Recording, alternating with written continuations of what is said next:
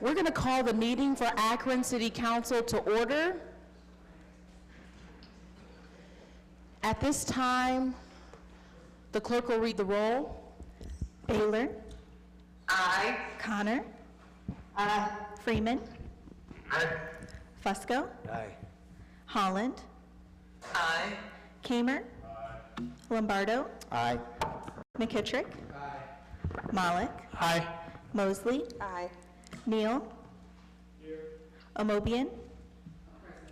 Somerville. Aye. All members are present. For those who voluntarily wish to do so, would you please stand as we are led in prayer by Councilman Neal. Immediately following our prayer, I'm going to ask if Councilwoman Mosley will lead us in the Pledge of Allegiance. Thank you, Madam President. Before I read the prayer, I want to read something that kind of relates to some of the discussion that's been taking place in the community about collaborative work. And it comes from Project Ujima. It was given to us by a sister by the name of Mexie Wilson. It's respect the working process. It says respect the working process. Coming together is the beginning. Keeping together is a process. Working together is success. That quote's from Henry Ford. It says, whether in business or in personal relationships, what makes working together so difficult is the individual need to be right and to have things our way. As long as we have a position to hold on to, we cannot come together or work together. If we are not willing to bend, we will somehow get in the way. We must get clear about what we are doing, why we are doing it, and who we are working with. Only with honest examination of our motives and intent can we surrender to any working or loving process. If we enter any collective agreement for personal goals and with mental garbage, the stability of the group, the community, the city is compromised and jeopardized by our dishonest foundation. If we come together in honesty, work together in clarity, we can stay together with respect and meet any goal successfully. My prayer is that we respect ourselves and each other enough to respect the working process. Heavenly Father, we come just saying thank you on just celebrating Thanksgiving holiday. We do not take it for granted, first for the gift of life that you've allowed to reside in our individual bodies, and for just allowing us to live to see this day. Lord, we pray that you please just clear our hearts and minds of those things that may prevent us from being an asset to any process that we are part of. For those of us around this horseshoe and for those in administration, we ask, Lord, that you please just grant us the wisdom, grant us the courage to do thy will on behalf of your people, we pray. Amen. I pledge allegiance to the flag of the United States of America and to the republic for which it stands, one nation, under God, indivisible, with liberty and justice for all.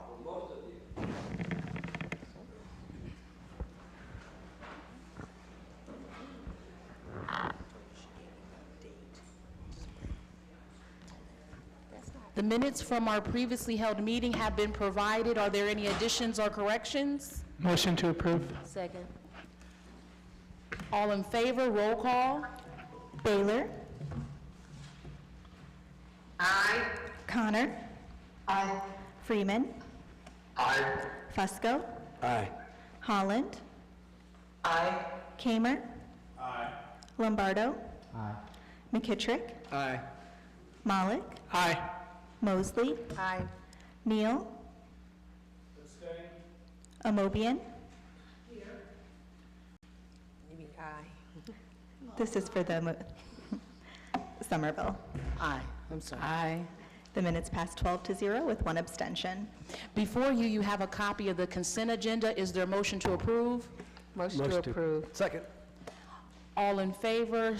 Roll call. Baylor? Aye. Connor? Aye. Freeman? Aye. Fusco? Aye. Holland? Aye. Kamer? Lombardo? Aye. McKittrick? Aye. Malik? Aye. Mosley? Aye. Neal? Amobian? Aye. Somerville? Aye. The consent agenda passes 13-0. We're going to move into our old business, and we are going to start with planning and economic development. Councilman Fusco, Time on the agenda. time will be granted. That concludes old business. We'll now move into new legislation. Item 0, offered by Amobian, ordinance authorizing the purchasing agent or her designee to execute a contract or contracts with Tyler Technologies to extend the Akron Municipal Court's implementation services of the Odyssey Case Management System, CMS software, as a service, SaaS, and declaring an emergency. Councilwoman Amobian, Yes, committee's report is favorable, and we're asking for suspension of the rules. are there any objections to suspension of the rules? Seeing and hearing none, the rules have been suspended. This afternoon, we heard from the municipal clerk as well as the municipal, Montrella Jackson in her role. And they talked about the technology that the case management system they've been implementing for some time now, and they've had some delays due to the pandemic. And, fortunately, even during the delay, they were able to secure $425,000 from the state and additional funds to help them finance the case management system. So they are on board, and we are now asking for support of this and with suspension of the rules. Okay, thank you so much. The rules have been suspended. The committee's report is favorable. All in favor, roll call. Baylor? Aye. Connor?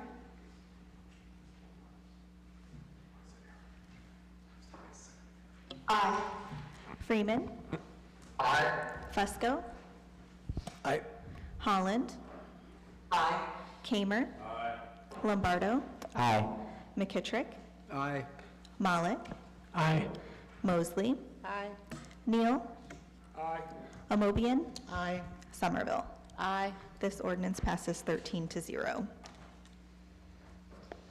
Item number 1, offered by Fusco, ordinance authorizing a conditional use to establish a special event center banquet hall at 133 Merriman Road and declaring an emergency. Councilman Fusco, Refer. this item will be referred. Item number 2, offered by Fusco, ordinance authorizing a conditional use to construct a commercial facilities and grounds building at 389 Edgewood Avenue and declaring an emergency. Councilman Fusco, Refer. this item will be referred. Item number 3, offered by Fusco, ordinance authorizing a conditional use to establish a Type A daycare home at 1182 Tulip Street and declaring an emergency. Councilman Fusco, Refer. this item will be referred. Item number 4, offered by Fusco, ordinance authorizing a conditional use to construct an oversized garage addition at 525 Glenway Drive and declaring an emergency. Councilman Fusco, Refer. this item will also be referred. Item number 5, offered by Fusco, ordinance authorizing a conditional use to establish an auto dealership at 338 North Arlington Street and declaring an emergency. Councilman Fusco, Refer. this item will be referred.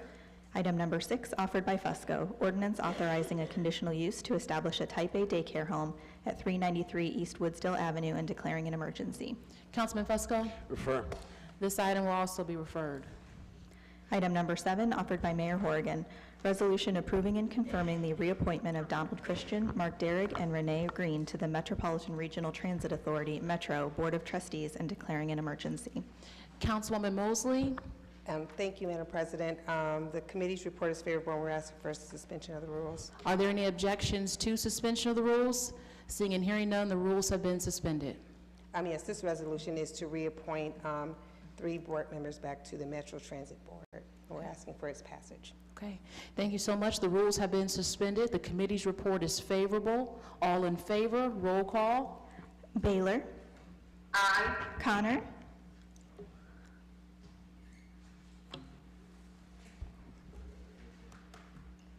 Connor, Say it one more time. Connor,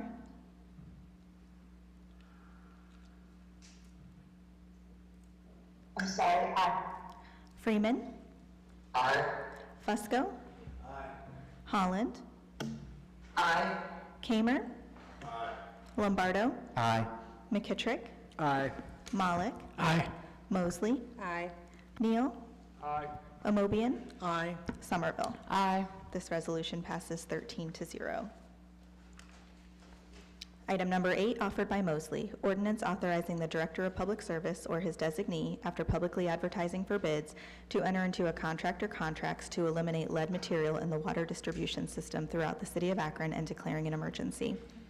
Councilwoman Mosley, The committee's report is favorable, and we're asking for a suspension of the rules. are there any objections to suspension of the rules? Seeing and hearing none, the rules have been suspended. Nothing further. Okay, thank you so much. The rules have been suspended. The committee's report is favorable. All in favor, roll call. Baylor, Aye. Connor, Aye. Freeman, Aye. Fusco, Holland, Aye. Kamer, Lombardo, Aye. McKittrick, Aye. Malik, Aye. Mosley, Aye. Neal, Aye. Amobian, Aye. Somerville. Aye. This ordinance passes 13-0. Item number 9, offered by Kamer and Mosley, ordinance authorizing the mayor or his designee, without the formality of publicly advertising for bids, to enter into a contract or contracts with Axon Enterprises for a contract renewal for tasers and taser-related equipment and declaring an emergency. Councilman Kamer, Thank you, Madam President. Committee's report is favorable, and we're asking for suspension of the rules. are there any objections to suspension of the rules? Seeing and hearing none, the rules have been suspended. Thank you, Madam President. This is to continue a 5-year contract for renewal and for new tasers and equipment with the police department. Thanks. Thank you so much. The rules have been suspended. The committee's report is favorable. All in favor, roll call. Baylor, Aye. Connor, Aye. Freeman, Aye. Fusco, Holland, Aye. Kamer, Lombardo, Aye. McKittrick, Aye. Malik, Aye. Mosley, Aye. Neal, Aye. Amobian, Aye. Somerville. Aye. This ordinance passes 13-0. That concludes our new legislation for this evening. We're now going to move to the portion of our meeting that we refer to as our public comment period. If you are here in the audience with us and you wish to participate during public comment period, I'm going to ask that you please stand so that you may be sworn in by a member of our law department.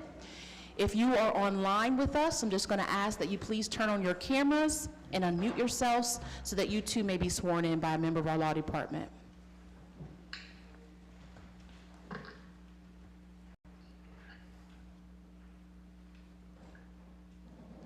Good evening. Please raise your right hands. Do you swear or affirm that the statement you're about to give is true, complete, and accurate? Yes, sir. Thank you. Thank you. We're going to start with the individuals that are here in chambers. When you hear your name, we're just going to ask that you approach the podium. We do want to remind you that this is an official meeting, and you will have 3 minutes to speak to this body. We're going to start with Attorney John Sharp. Thank you so much. You know, every day, Mr. Neal accuses you guys of being thieves. You don't respond to it. What's up with that? He stands over and calls y'all everything thieves, but nobody's, what? You hush down, you turn away. Why don't you respond to that? All right, I'm John Sharp, I'm running for mayor. This says, oh God, say a prayer. John Sharp is running for mayor. Oh God, say a prayer. John Sharp is running for mayor. Good God, save me, baby Jesus. This is my biography. Georgetown Law School with high grade. Worked for EEOC in Washington. Worked for Urban League under Odom. Worked for Harold Stubbs at City Council. Worked for Ed Parnes. Learned police misbehavior from Ed Parnes. Worked as an assistant prosecuting attorney for the county for 14 years. Won 4 and won 2 jury trials. Won 2 and lost 1 appeal. Lost 1 appointment of discrimination case in federal court. And chairman of the Coalition for a Safe Community. I'm running for mayor, and my platform is Akron Black Beauty Shops. and I'm going to organize Akron Black Beauty Shop. And to that extent, I'm going to change my name to Akron Black Beauty Shop, and this is a change the name for him. I got a probate court. I'm going to organize Akron Black Beauty Shops because that's a powerful force waiting to be tapped. Women go there, the husband come and get them, the wives, the daughters want the same thing. I'm going to represent even the women who are waiting here in the back seat of a car. Thank you. Thank you, Attorney Sharp. Is Miranda here in the audience with us? Miranda?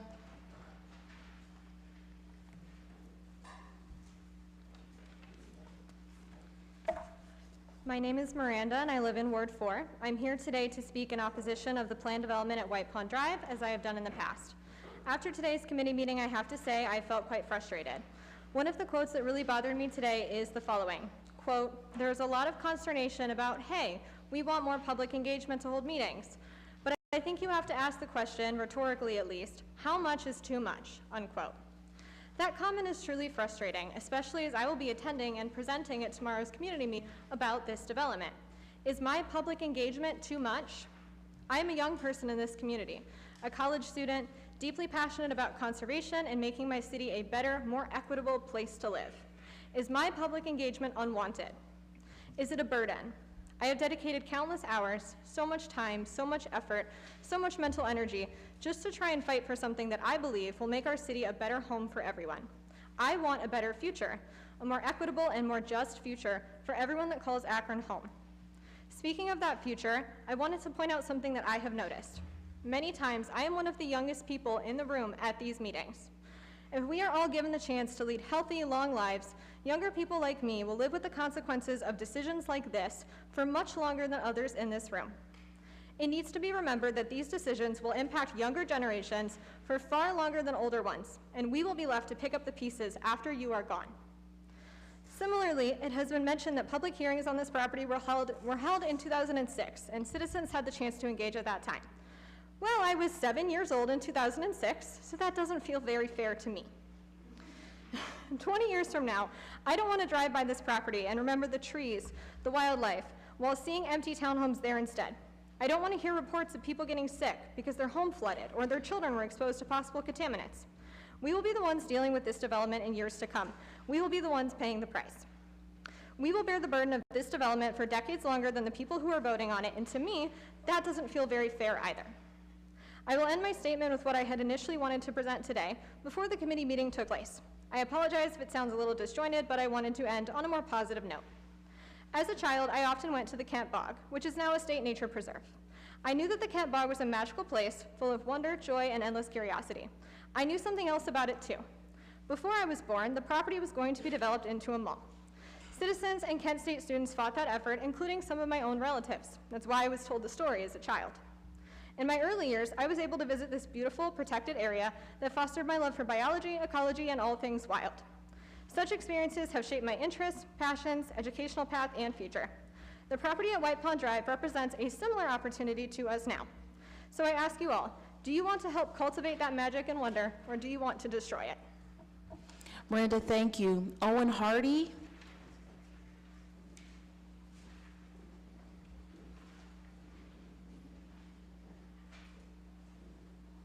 Hello, I'm Owen Hardy. I'm from Ward 8. I live nearby the development that's proposed by the city of Akron. My thoughts are this. I've lived in that area for almost more than half my life, and I'm somewhat surprised at the economic values that the city has put into this piece of property, and what they're giving it away for is absurd. Hard tax dollars were paid for this property. If the city is so worried about the development of new properties in the area and existing properties inside the inner city, the city should have, over this last 17 years, distributed or had programs to help families or housings to take care of their properties. We're talking almost $7 million plus back then. The value today would be greater than $10 million. Think what you could do with $10 million, but better yet, think what you could have done with the millions of dollars being spent back in 2005 and 2006. The wildlife down at Zazo's property has been there for years. The city just sat on it, period, and did what? They had their first urban renewal report for White Pond, Frank Boulevard. I believe it was done in 2006. And later this year, in June of 2022, they revised the whole thing. Originally, it was slated to be some form of office structures and retail, possibly, with the land being used for environmental purposes. And again, in June of this year, they revised it and redlined everything and then added the terminology residential property. Well, I got news for you. Triton's paperwork was done back in March and given to the city, and we're getting informed in June after the fact. What gives? What's the secrecy? I'd like to know, and I think the rest of these people want to know. Thank you. Thank you, Mr. Hardy. Again, we're going to refrain from making any clapping in the audience. Thank you so much. Again, our meetings are being live streamed. Sharissa Sofo.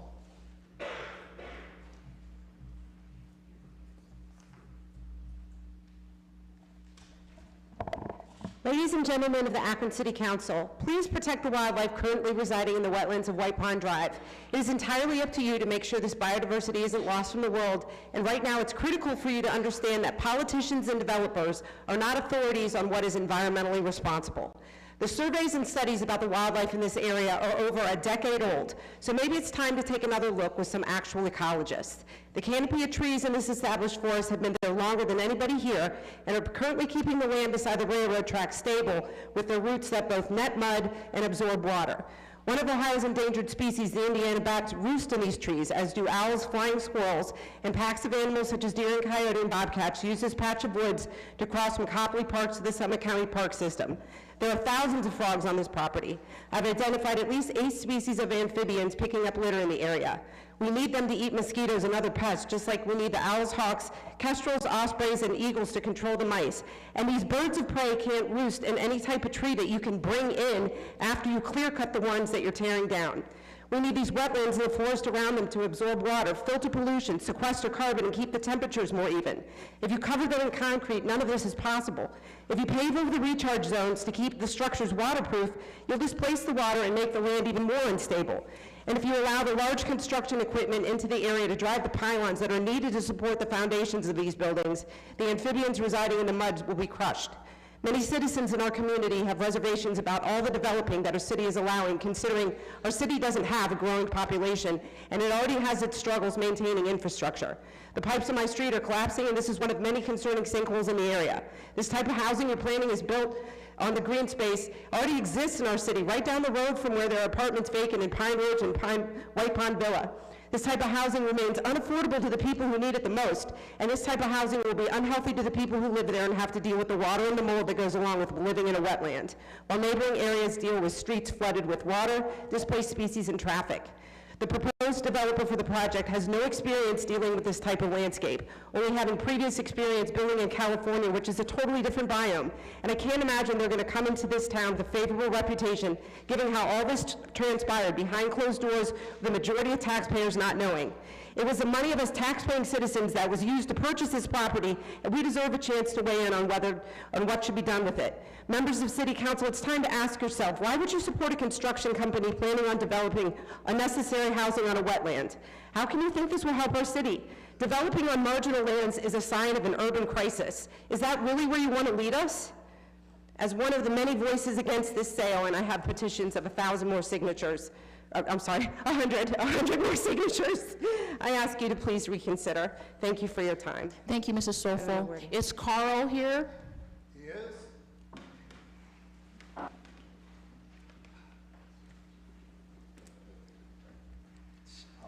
Thank you. Okay. Let me see here. There's a front page article in November 16th in the Beacon Journal. You all remember that? The mayor said, we will present all the facts, get rid of all the misinformation, like the endangered species, like these pools of water. They're not really wetlands, just where water was gathered at some particular point. And then I got this today. Number 4, Will the wetlands be dredged and filled as part of this development? No. Okay. So what is true? Is this a wetland or not? I don't know anymore. I don't think anybody knows. Interesting. Coincidence passed out. I got it a few minutes ago. Are we voting on this today? White Pond? I believe we are. So we gotta just get this, try to absorb it in a matter of minutes. I don't see anything that says this information was gotten from such and such and such and such. So we just gotta believe this black and white paper. Okay. I'm sorry, I don't buy it. It's gotta be a coincidence passed out today. Anyhow, I still go for the park. One thing I noticed that there's going to be trees taken down. And instead of having like 50% of the trees, how many trees are going to be taken down? Akron has like 35% trees. But this is something that he said about 50%. Again, I'm not sure. It takes me a little time to digest. Another idea here. The city of Akron are going to receive $145 million. COVID relief fund under the American Rescue Plan Act, which is intended to assist communities most affected by the pandemic. We already received half of it. The rest of it has to be allotted by the end of 2024 and spent by 2026. I'm sure the mayor and everybody's working hard on how to spend this. Again, I'll mention building a park. You want people to come to the city and buy houses. Park, good schools. That's what you want to do. I know a bunch of houses going to do it. Down the street from this on the old Perkins property, they're planning on building some nice houses. I think that's great. The land looks perfect for that. Not going to take down many trees, if any. Okay, just a suggestion. Last thing I was going to say. China's going to pay $750,000, I which believes, which is only 5% of the stimulus money. Akron can use this for a park easily. What's interesting, though, because... Carl, I'm so sorry, your 3 minutes are up. I'm sorry. Thank you. You're welcome, thank you. Jody Grassgreen.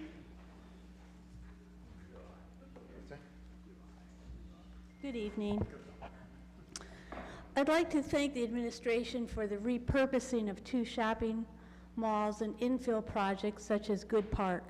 My concern arises with new development that favor developers and threatens the city coffers by the immediate and irreparable harm to the tree canopy and well-being of my citizens, my fellow citizens.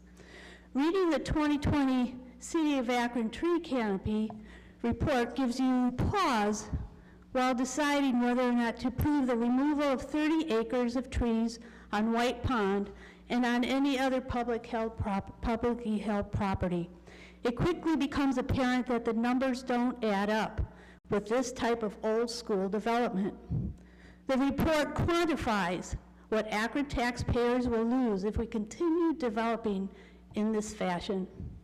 It quickly, on page 25, in 2018, Akron's tree canopy provided about $27.3 million in ecosystem benefits, air quality, carbon removal, and stormwater retention.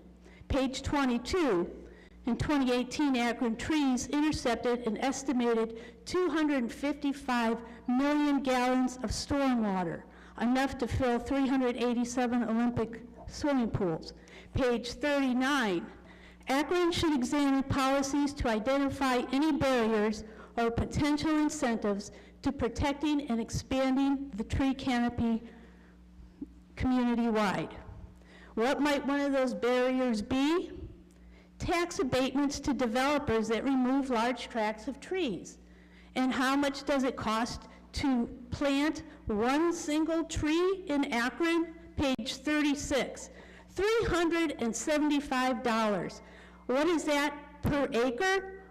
let's find out and do the math, because I don't think it's going to add up to anything good for the taxpayers or the budget. Trees are not just for tree huggers, or rather, they are for many compelling reasons.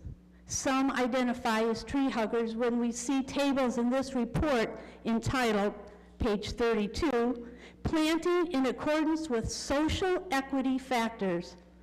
Page 33, Planting in Accordance with the Child Opportunity Index. Page 35, Planting in Accordance with Asthma Prevalence, showing each of your neighborhoods, each of my neighborhoods, the tree canopy and asthma rates. Also see page 1, 31, 31, and 34 on the same topic. I have 5 more things I have to say. These costs are why development for development's sake cannot be sustained. We need a moratorium. We need to right-size Akron based on new reality, not Mrs. Grasgreen, I'm sorry, your 3 minutes are up. Thank you. Thank you. Reverend Samuel Boykin.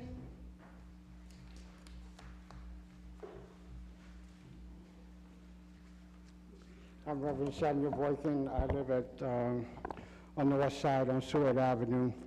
I came in last week and I was listening to a lot of people talking about the wetlands. And so I went into prayer and I did a little research and talked to a few people to see what that's about. That's not my issue, but I want all of y'all to listen and please get the news media in Cleveland and Akron involved. This particular wetland, the reason why it should be important that the environmental protection law should be invoked in this matter. And also, it should be a geological survey done, which there was none done before the construction started. All of y'all should call the Environmental Protection Agency in Washington, D.C. and get some attention to this. In this particular 63 acres of development, there's 56 birds that migrate to this wetland from other wetlands in the United States. 5 of those birds are on the endangered species list, including the sandpiper, which is highly endangered. And there's about 20 of those birds that are on the threatened list. And so when you look at this situation, it's a geological miracle, what's going on at that particular location. And they're trying to build, the construction company is trying to build 2-bedroom apartments and charging $1,600 a month per apartment. Most of the average person in Akron would not be able to stay there anyway. Because when you look at the statistics on how many people 30 years old and younger are below the poverty level in Akron, Ohio, is 70%. So without further ado, we need to try to get the environmental protection laws established in this matter, and the government and the newspapers involved, as many of them as you can, on these endangered species. Because these endangered species that migrate here and migrate to other wetlands are important to people from all over the country. And that would be a tourist attraction. Thank you. Thank you, Reverend Boykin. Beth Vild.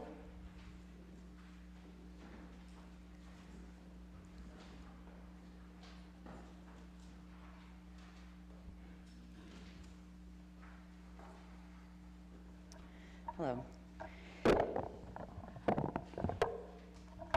I regret to have to come up here again and tell you that climate change is real, that it is something that will greatly impact our community.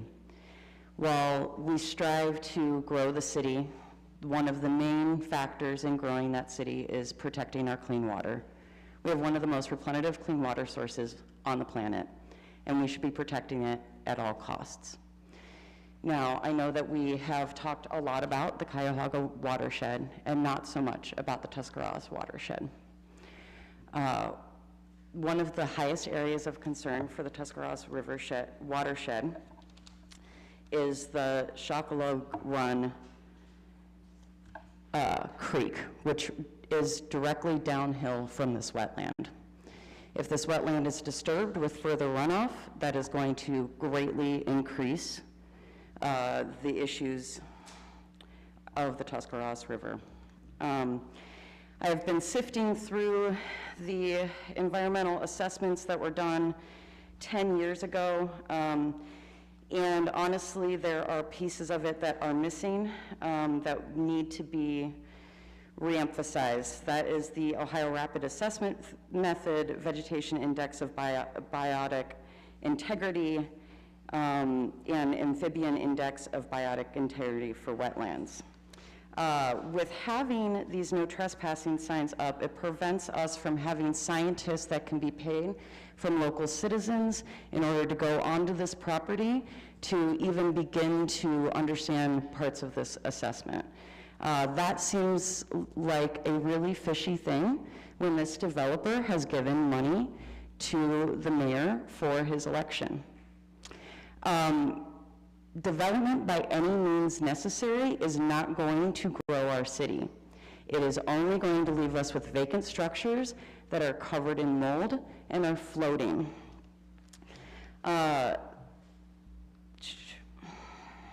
This can have real consequences for the members of this body. More and more we are seeing young people bring up legal cases against governments for negligence. You have to ask the question, if you vote for this development to happen, will you be found guilty for negligence legally in a court of law? This is why city council should have their own lawyers that do not benefit from money given to the mayor for his reelection, for his election campaigns. This is why you should be talking to lawyers about this. Just for example, in section, in the Clean Water Act 404, section H1C, that requires public hearings. And section H1G. Beth, I'm sorry, your time is up. States that there's civil and criminal penalties with not providing that. Thank you. Zach?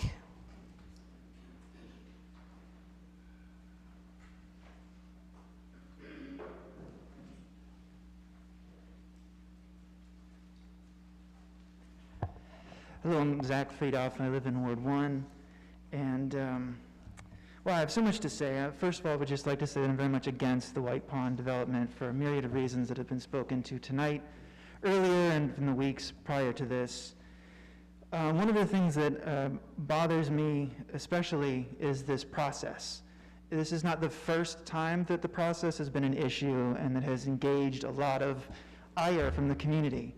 In over 10, 15 years that I've been interested in issues facing this city, this has come up again and again and again. And over the last several decades, council has given their checks and balances over to the mayor through things like Section 30 of the Charter, more recently with the ARPA discussions. So the mayor holds the ability to make a lot of the decisions, and the public has really no avenue to address the mayor. The mayor refuses to do public discourse, public dialogue. He's continually turned down offers for genuine dialogue with the community. So that leaves us only this forum to communicate with our government. And I can sense the frustration, because so often we come and we ask you to do things that you cannot do because of our charter. And so where does that leave all of us? Very frustrated with this situation. It needs to change, and we're frustrated every single week trying to get the mayor's attention or trying to get to the person that can decide something to actually help people. And sometimes it is this body and sometimes it isn't. But with no other course, it just leaves us coming here. And then we're told that we're disrespectful. We are, our characters are attacked, or the mayor says that we're lying if we bring forth information that the mayor only gives to the public or to you when he's forced to. Things like today's meeting, today's wonderful meeting earlier, where there was all sorts of people talking about this, the developer, all this information was given. Where was that in 2006? Where was that in May? Why is it taking years at this point to get information to come out? This should be the thing. This should be the standard when something is proposed to council, that all the information is given to council and to the public. It shouldn't be something where we have to fight for every scrap of information. And then when we find the information, we're called liars because of it. So I think that there is a major need for the process to change and for the public to be engaged. There's, through the Racial Equity and Social Justice Task Force, there's a recommendation for participatory planning graduate assistantship that would help set participatory processes for integrated development planning and would be an avenue that is already being suggested to address some of these things. Thank you. Thank you, Zach. Harrington Hargrove.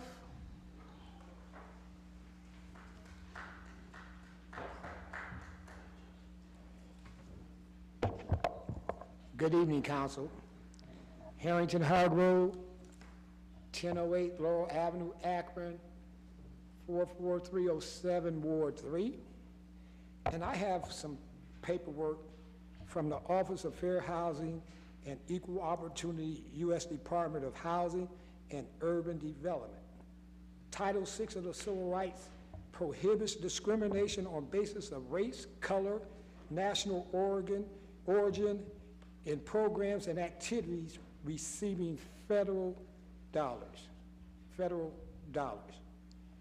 And the Community Development Block Grant, it should be spent in our community, and we should have control of the say-so of how it's spent. That is the guideline in this. I've asked you to look this up and research it. Evidently, you have not, because you haven't said anything about it. And in 1992, I wrote Mayor Pasquale in reference to this Community Development Block Grant money. 1992, Ward 3, we received nothing collectively. In 2013, I wrote Marcia Fudge. She was in HUD in Washington, D.C. at that time, in reference to these dollars. And we are supposed to have control of these dollars, not council. You're supposed to allocate these dollars to us, and you haven't.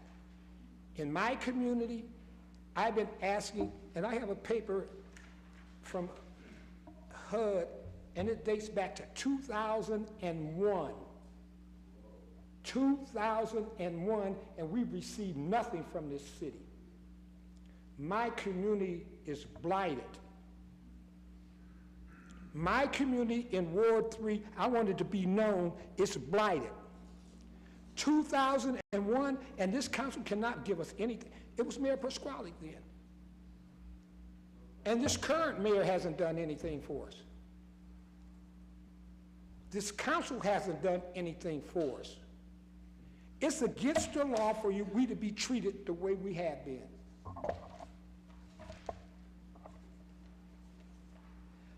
In 2015, I wrote the secretary in reference to these HUD dollars. 2015. And we still have not received anything.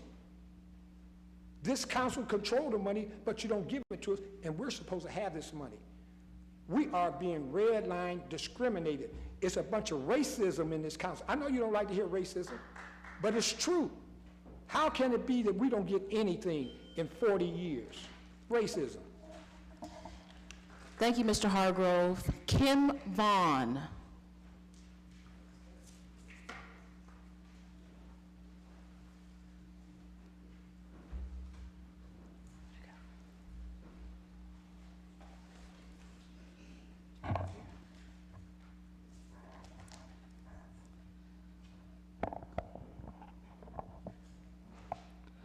Some are celebrating the passing of Issue 10 for the Civilian Oversight Board. But what we don't know is the Akron police are still laughing at us. Why? Because they know that they have officers that are still on the force working today that have killed in the past.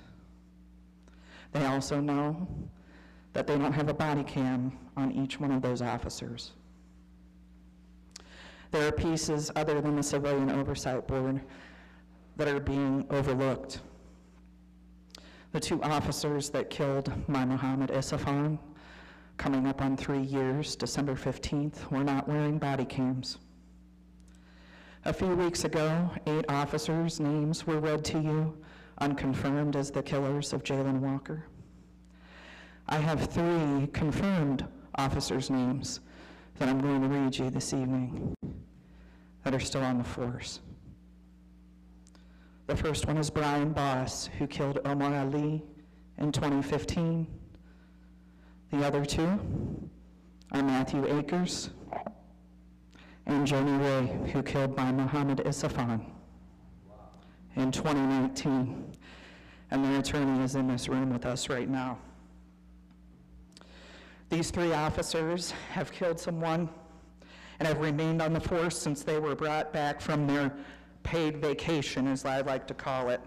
One of these officers is a trainer who is trained, and I quote his own words, "I've trained just about everyone currently on the force."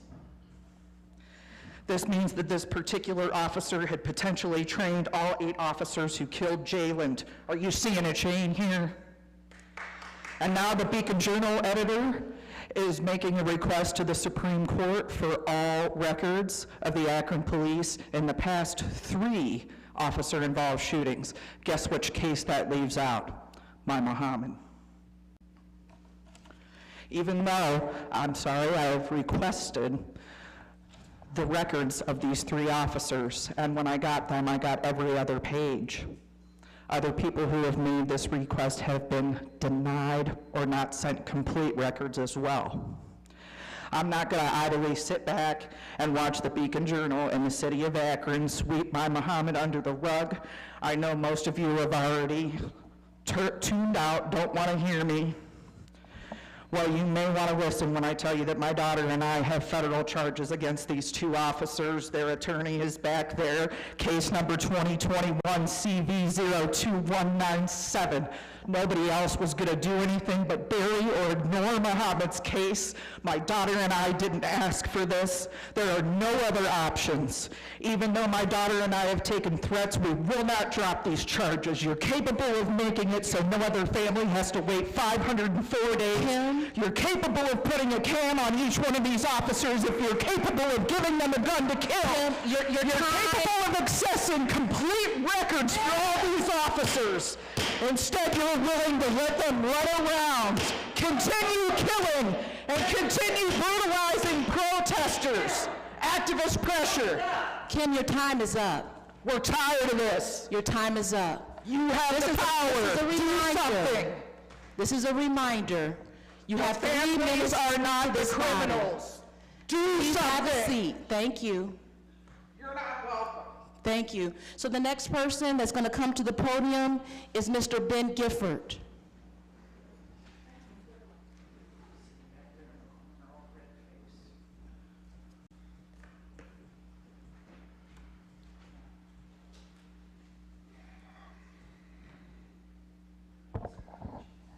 I'll bring it back to White Pond.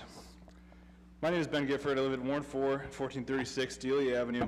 I'm here again to speak in opposition of the White Pond sale. Earlier in today's planning committee meeting, the mayor made some troubling comments, suggesting there's such a thing as listening to or meeting with your constituents too much. Well, I've got to ask, what listening, what meetings? We haven't been invited into the process. We've been barred from speaking about White Pond during planning committee. Our first real meeting is planned for tomorrow, and it feels like we're already so far along in the process. While it's true we live in a representative democracy, like the mayor said, I think the point is it's important to figure out who you represent. Do you represent the people who live here and nearby, or do you represent the interests of wealthy developers? How much money from Triton and the Gaffneys do you think outweighs the voices of a concerned populace? You've seen the attendance we've had at recent council meetings, and in just the last 24 hours or so, we've collected over 200 signatures in an online petition asking council just to slow down here, because once developed, that's damage done. No amount of conservation effort or credits applied or whatever really undoes that.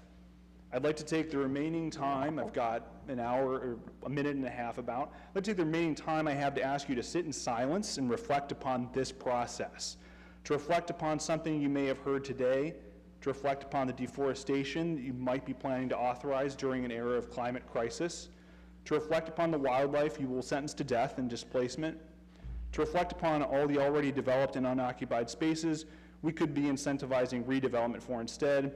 Whatever you choose, we're all busy. Please take some time now to reflect. Thank you, Mr. Gifford. You may have a seat. I'll keep talking if you don't want to take the minute.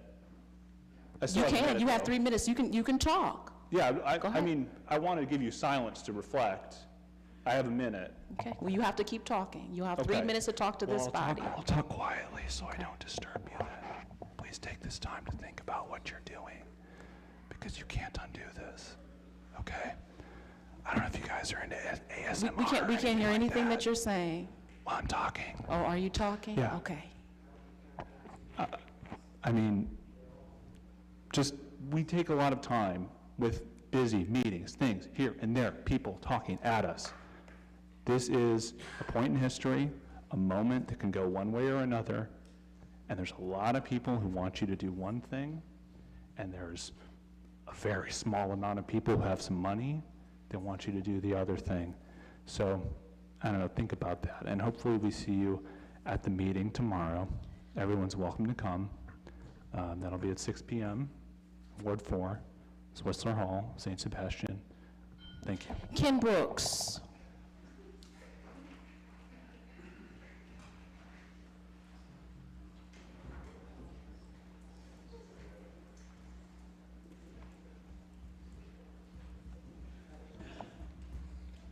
Hello, this evening I'd like to address this body about ARP dollars and just the obvious way that you all as a council don't seem to really care about your community, down to the way that you, Ms. Somerville, just spoke to that gentleman, that this is his time regardless.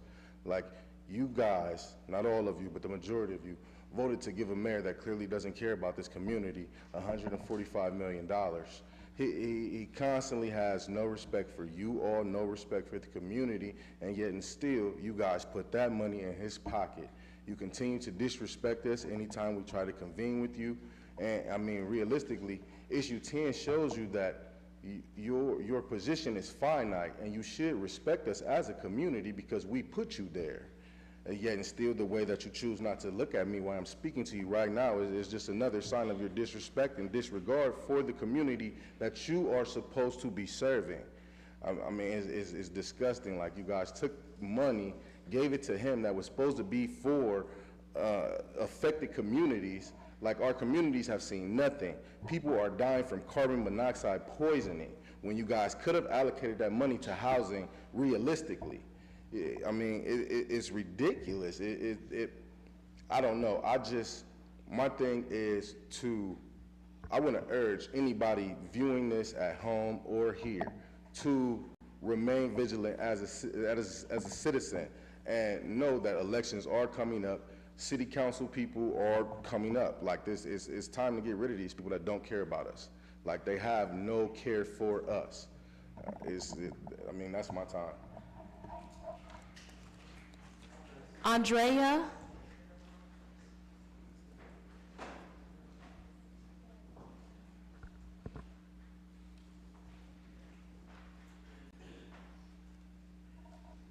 My name's Andrea Niekamp, Ward 8, 70 White Pond Drive.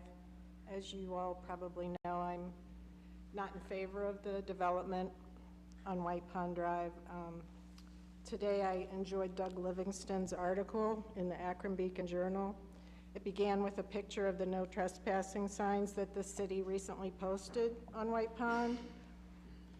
This sign and the development will now keep my neighbors and I from walking in this green space, even though we've done it for over 10 years.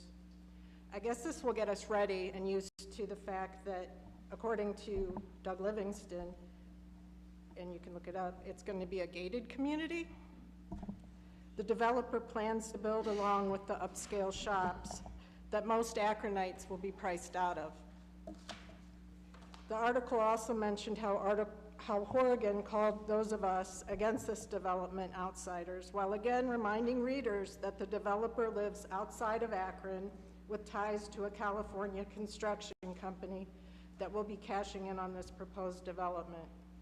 A graphic was included that is a statement of top dollar campaign contributions to Horrigan in 2021 from the developers' cohorts just weeks before paperwork was filed in Ohio to create Triton Property Ventures, LLC. Horrigan did not address these contributions when asked by reporters, and Jeff Fusco didn't ask the mayor about these contributions at the development meeting today either. Horrigan today stated regarding White Pond that he's answered every single question, and sometimes people don't like the answers. Well, I don't see in this frequently asked question why he is beholden to developers and not his citizens. I have to ask you as council members, why are you not asking the hard questions of the mayor and Sean Bowman?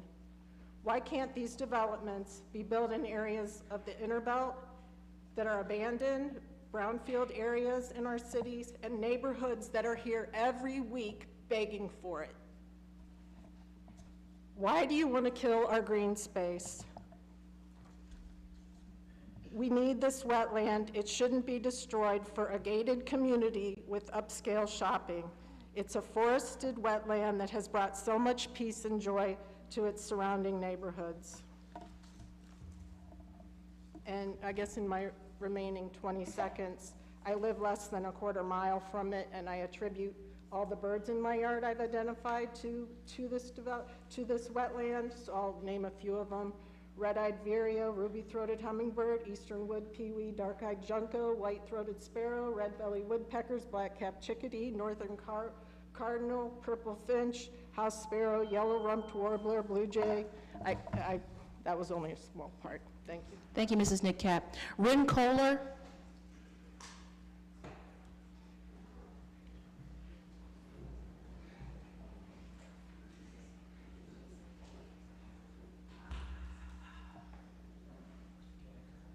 Good evening, everyone.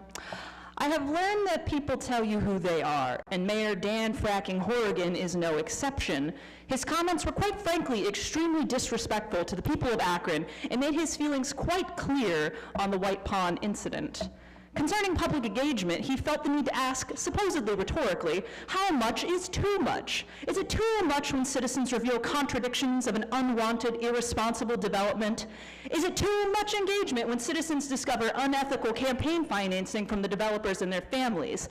Outside money has no place in Akron's future. At least he finally admitted it was a wetland. I digress. I wanted to address the soil concerns that are emerging. Per the released FAQ and Councilman Malik today, cadmium, lead, arsenic, chromium, amongst some others, have all been found in the soil. Allegedly, these are within the acceptable levels for construction, but what about in the runoff water once the property gets carved up? Once the trees are chopped down, whose root systems hold these toxins like a filter? I am a regenerative urban farmer who chose Akron to put down my own roots. I want to provide our local people fresh, seasonally appropriate foods. I'm not also the only one growing here. We have multiple urban farms here and many local gardeners trying to feed their own families. These metals and other pollutants are being safely stored in the wetland soil. Once we dig into that soil, these will be released into the air and dredged out with the precious topsoil every time it rains, to be flooded into unprecedented places such as basements and other places where we Akronites grow our food. Plants are amazing in how they absorb toxins from the soil. That's called phytoremediation. It's what we citizens can do all on our own to repair the dumping sites at White Pond. However, if we disturb this wetland and release these toxins, these substances can be absorbed into leafy greens and soft flesh fruits. Metals in particular, like cadmium and the well-known lead, cause a host of compounding ailments that ruin the liver, the kidneys, and the brain, amongst other illnesses. We already have Akronites getting sick from just living on pollutant-filled soil, an old souvenir from the rubber industry and its air pollution sediment. Mostly poor, black and brown neighborhoods are dealing with higher concentrations of toxins and illnesses because of them. It is not responsible to further that risk of dangerous illness for our people, all people, especially at these disproportionate levels. We are in a new age, the Anthropocene, with humans causing the 6th mass extinction. It's literally sink or swim concerning climate change. We can be creative, brave, and bold, make White Pond a park, and let's be done with it. Nature is doing the repair all on her own, but let's utilize our treasure trove of local experts to expedite the process. I bet we could make something incredible with just this room. But thankfully, we have a whole city. We are blessed to be a city full of people who are caring and knowledgeable, who want to see this land thrive and see other citizens thrive. It's the least this wetland deserves after a history of abuse and neglect by this city. Thank you. Thank you, Ren. Stephanie Baker.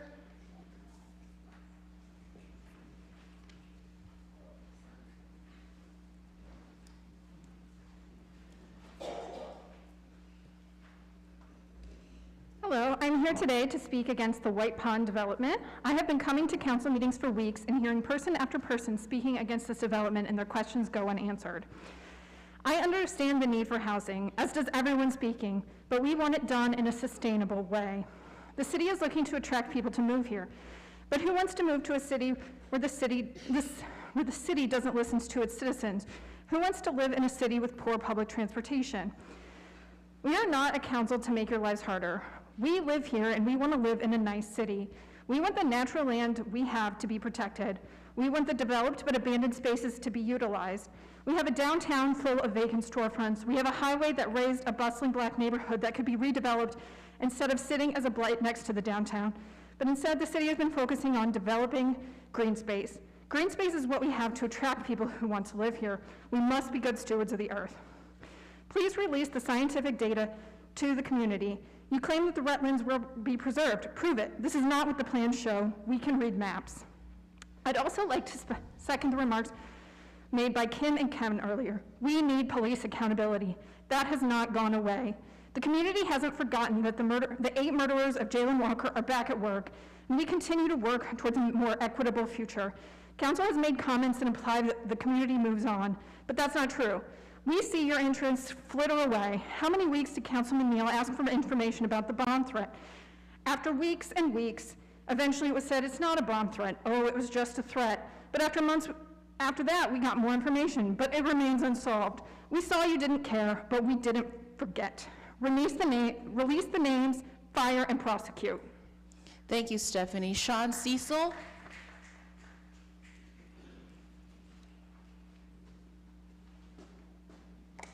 Good afternoon. Sean Cecil, 2330 Amesbury Road, Ward 8. I think I saw every single one of you today here, so it's good to see you again. Just some thoughts on just to touch on the White Pond issue.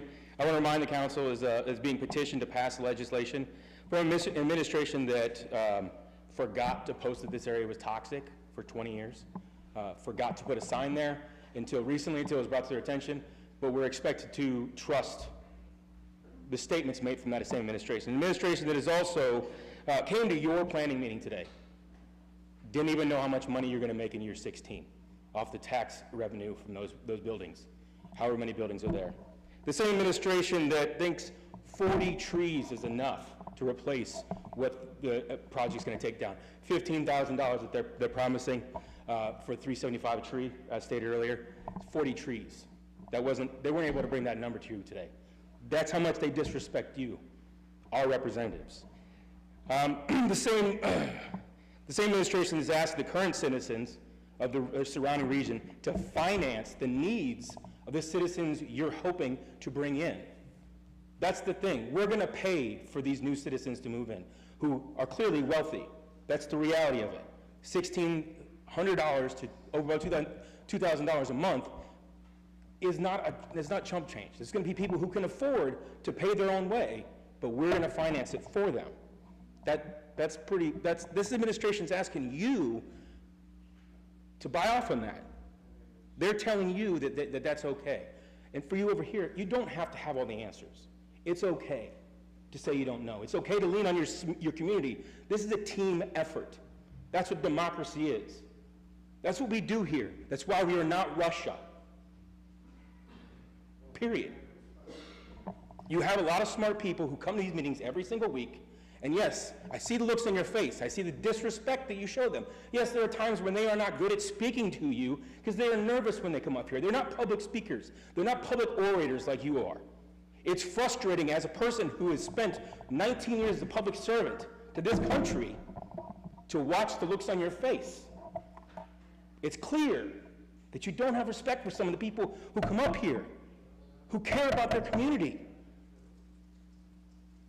I've lived in places that none of you could imagine living in. I've seen conditions that each one of you would be appalled at. And what we have here is great. It's fantastic. Respect that. Respect these people who come here every week. Please, listen to them. If you need me to say that to you every single week, I can come and say it to you. Last 7 seconds is, you try and pack too much democracy into one single day. How can you digest everything that happened today, the 3 hours, and show up this evening and do anything of value? Sean, I'm so sorry. Thank you. Thank you. Thank you so much. Cindy Lawler, Owens.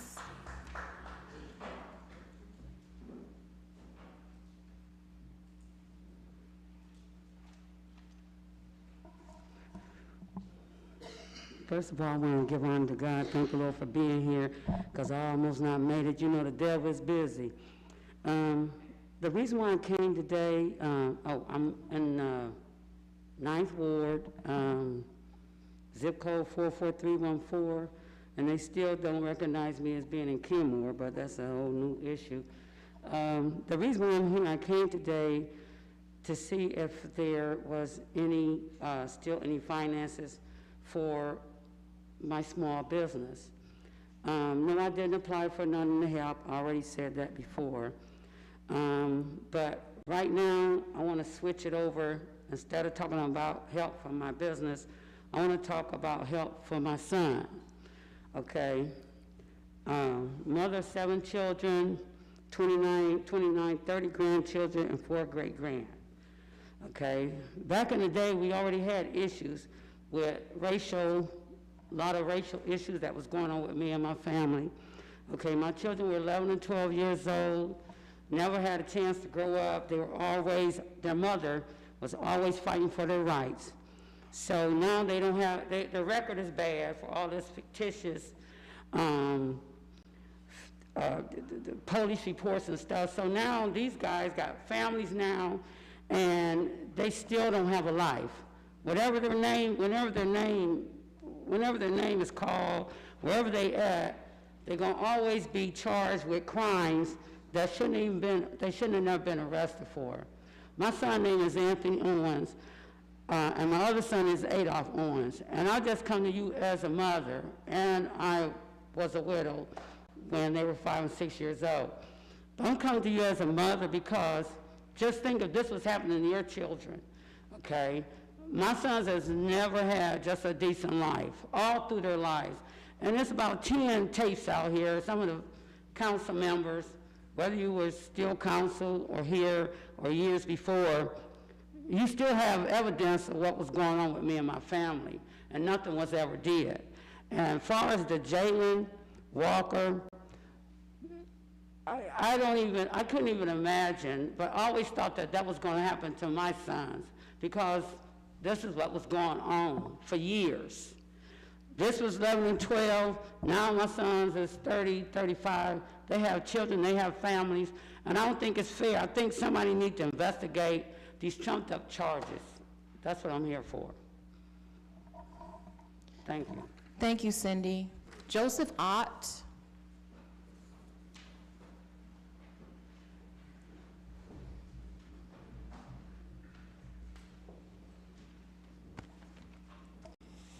Hello, my name is Joe Ott, and I live on Artman Avenue in Ward 4, directly across the street from the new development going in on Mull Avenue, and right down the street from the proposed development on White Pond. I've only recently learned of the development going in on White Pond, and I have to say I'm a little outraged to hear about the absolute lack of adequate information provided to the community, and now to learn of the clearly corrupt politics involved in this deal. I could speak on a multitude of issues, most of which I know you've already heard, and about the process involved. but I'd like to key in on two with my time. First, from my standpoint as a resident of a neighborhood affected by the development, I'd like to invite you all to take a drive down White Pond and Mull Avenue at 5 p.m. on a weekday, if you haven't already, or get on or off 77 at the White Pond exit. The traffic, as it stands now, is pretty out of hand at certain times of day. After you take that drive, just try and imagine what adding the residents of this proposed White Pond development and the development on Mull will do to traffic in the surrounding areas. I can tell you without question, by adding all these residents, it will make the traffic congestion unbearable at certain times of day and will take a heavy toll on the road, and we all know how well our tax dollars go to fixing roads in this city.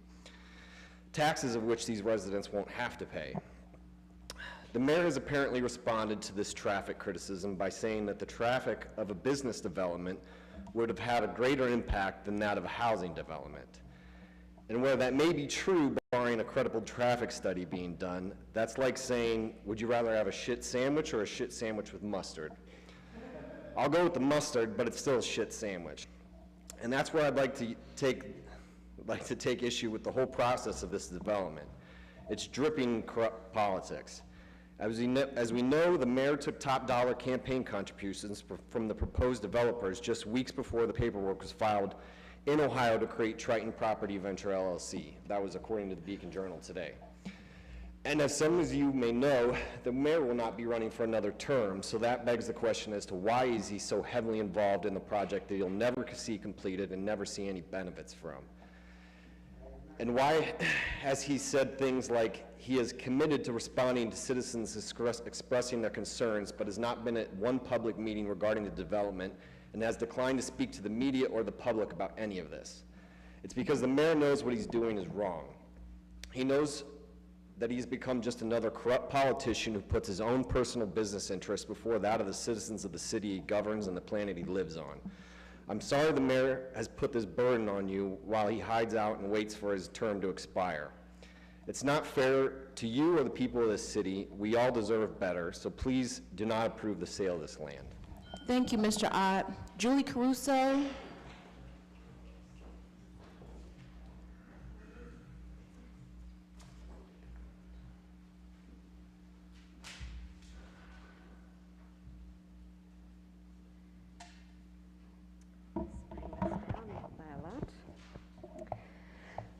My name is Julie Caruso.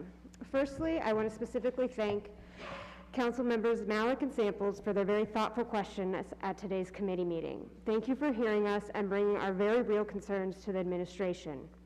Next, I would also like to speak to the comment made by the mayor at today's committee meeting in reference to the community engagement. As a reminder, he said, quote, "They want more public engagement, holding meetings." But I think you have to ask the question, rhetorically at least, how much is too much? As a voter, resident, and someone who have contributed nearly $7,000 in property and income tax directly to the city of Akron, by the end of 2022, I would like to ask, is there really such thing as too much community engagement? It is my understanding that community engagement is a core function of a public servant. Furthermore, in reference to the 62 letters sent out to inform folks of the public hearing, living 2 blocks away from the proposed development, I happen to not be on that list. I also feel it's unreasonable to expect folks to attend a committee meeting at 1 p.m. on a Monday. We all know what real community engagement looks like, and this is not it. Lastly, as it pertains to the mayor and his ideas around representative democracy, I wanted to point out a key function of government officials in this system, taken directly from the United States Citizen and Immigration Services Resource Center. Quote, "Officials in a representative democracies represent the citizens' ideas and concerns in government." End quote. Concerns and ideas we are sharing openly through this process. It seems to me the administration is trying to devalue citizen voices by making excuses for their below expectations job performance. We're organized and we're talking to our neighbors.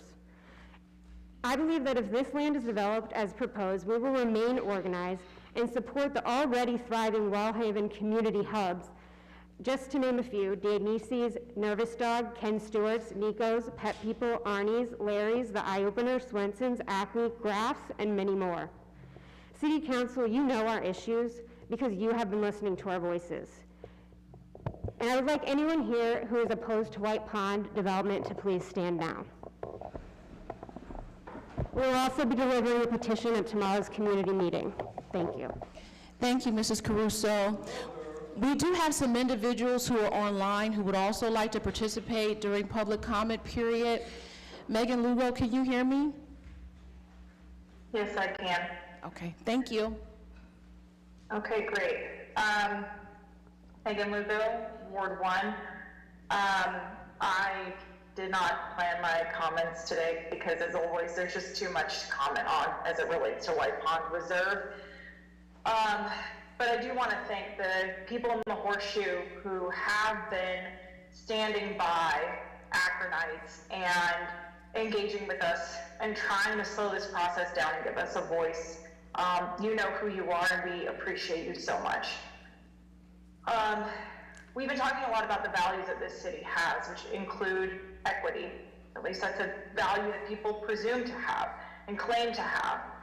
Well, what's great about equity is it's one of the things I'm expert in as a scholar of organizational fairness at the University of Akron.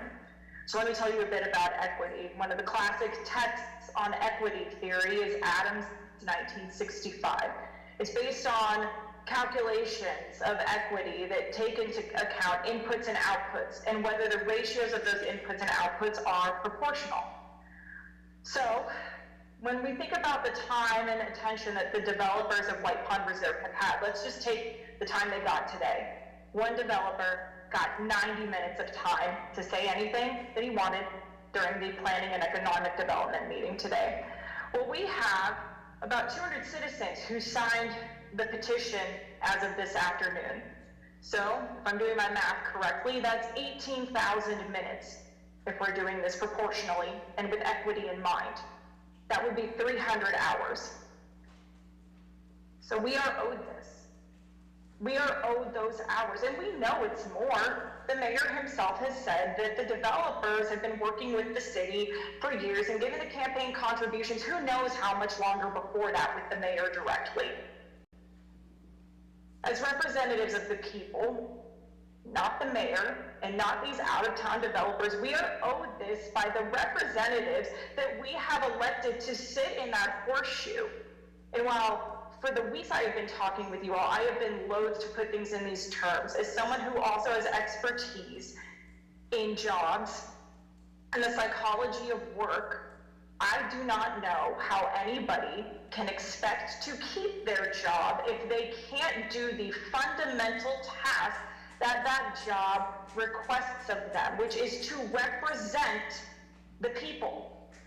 If you can't represent the people, you can't do your job. And if you can't do your job, you don't deserve to have that job. So step down if you won't represent us. Or we'll just primary you in May, because we grow weary, we grow tired. And we would like you to actually represent us for once, instead of the mayor and these developers who don't even live here. Thank you. Thank you. Peter, can you hear me? I can. Okay, thank you. Hi, my name is Peter Dabrowski. I live at 166 Lonsdale Avenue, right across the train tracks on the northern edge of the proposed development at White Pond, which I am against. I've been a professor of biology at the University of Akron since 1995. I've lived at that address since 1996. My expertise is in the biology of amphibians and reptiles, in their ecology, their physiology, etc. I want to echo most of the comments that neighbors and friends and other concerned citizens have made about traffic studies and other aspects of the process, but I also want to speak to the biology, which I'm expert in. There are turtles, 2 species, likely endangered, but certainly likely threatened, that are probably there. We should take the time to determine if they are. It's not hard. It will probably take some months. It's not going to be revealed in a wetland delineation study, even though that might be the legal means available. It's not necessarily the right thing to do. I heard some council members speak to this issue several weeks ago. What is legal, what's right, and what's deserved? I think that's relevant to what Megan just alluded to as well. There are other species of concern. I've heard members speak about their frustration with the process. I think that's something I agree with, but I hope it's not used to ignore what we can do now.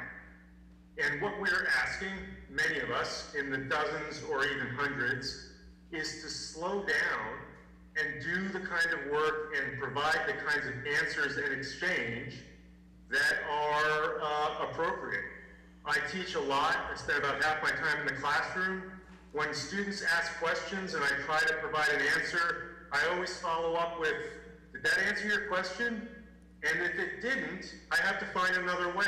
I have to find another way to continue that exchange until they're satisfied. Why isn't that part of our process? Why can't we make it part of the process now, despite how it has unfolded so far? That's something we can control. What are we asking for? Slow down. Exchange some ideas with us. Answer some questions. Maybe ask us some questions, and we can provide some answers. Give us a seat at the table to just talk about what we know.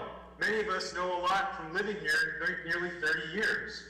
I don't have anything else. I appreciate your service. I would really like to do this and get this right, and I'd like to be a part of that. That's it. Thank you. Thank you, Peter. Marissa Little? Hi, can you hear me? Yes. Okay, I prepared notes, so I'm just going to read from them. Hello, council members and neighbors. My name is Marissa Little. I live at 1965 Otten Drive, and that's in Ward 4. My house is less than a 5-minute walk to the proposed White Pond Reserve development. I know that because I walk my dogs past there, and that's about the time it would take me to get to my friend and neighbor Brett, who's in the audience. Wave Brett, to get to his house. I'm speaking tonight for 2 reasons. First, I'd like to show support for the community petition and explain why I signed the petition asking City Council to postpone your vote on any legislation about White Pond Reserve development until April 2023. I signed the petition because, to my knowledge, the city has not shared any plans on how they will deal with the proposed 245 rental units and retail adding to the White Pond Drive and highway entrance and exit ramp traffic. The proposed units priced at $1,600 to $2,300 a month simply does not seem affordable to me.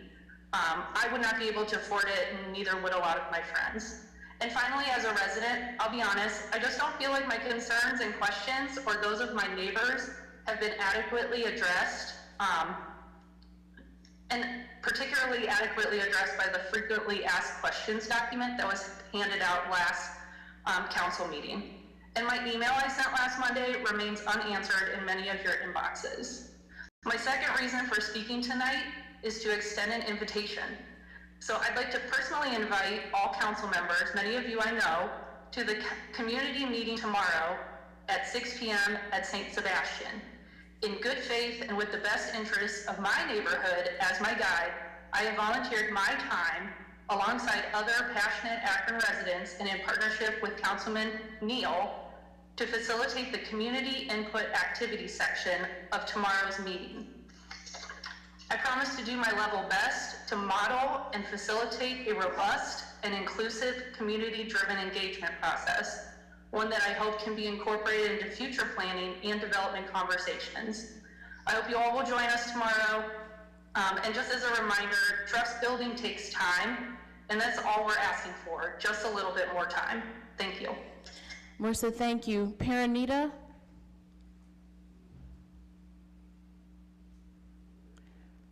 Paranita, can you hear me? Hi, can you hear me? I'm sorry. Yes. I apologize, I'm kind of on the road, so apologies if it's a little difficult. I will try to go slow. The history of Thanksgiving claims that the first Thanksgiving was a celebration between the Pilgrims and the Native Americans. However, that is far from the truth. The first Thanksgiving was a genocide and a massacre of those same Native Americans who lived on this land. The people of the Wampanoag tribe. The truth of Thanksgiving, the reality of the first Thanksgiving, has been hidden from us. I bring this up to shine light on the fact that the truth is often hidden from us. We are usually fed a story that is supposed to prevent us from questioning and believe everything we are told. This happened with the shooting of Jalen Walker. We were told a story to try to justify Jalen being killed, with zero accountability from those who killed him. Justice for Jalen is past or review. And this is happening again with the development of White Pond Reserve. We are told that the development is happening on this land because parts of that region are, and I quote, blight, due to its usage by the city and the others as dumping grounds. We are hidden from the fact that the mayor received campaign donations from the developer and its associates prior to the creation of Triton Property Venture LLC, as was indicated by the Akron Beacon Journal article this morning. The truth about the reality of the first Thanksgiving has become known. And likewise, the truth about the reality of what happened to Jalen and what's happening at White Pond will also become known, no matter how much it's hidden. I don't want to speak for everyone, but the reason I come up here week after week is because there is so much injustice, and it almost feels like what we say is not actually being heard. We talk, but it's on unheard ears. The administration needs to actually listen to what people are saying and what the people are asking. The city needs to actually address the issues being brought up by the public. That's when we know how much is too much. Thank you. Thank you, Paranita. Teresa?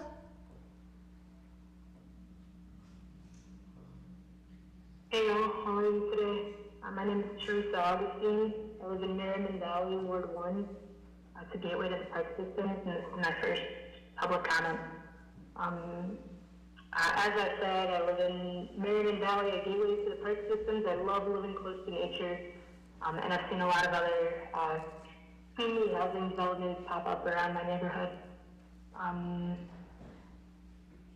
As I also said, this is my first public comment, so I'm a little unprepared. But something I wanted to share just to express the own, as well as provide some time to reflect on some questions. I work in software, and I dream of working for the wastewater treatment plant. I'd like to request the city to slow the vote for the White Pond development to better listen to some of the experts. Some of the questions I heard include, how does this development benefit the city? Who is profiting from this initiative? I've heard some references to dirty politics at play. I'm led to ask City Council, what side of integrity are you on?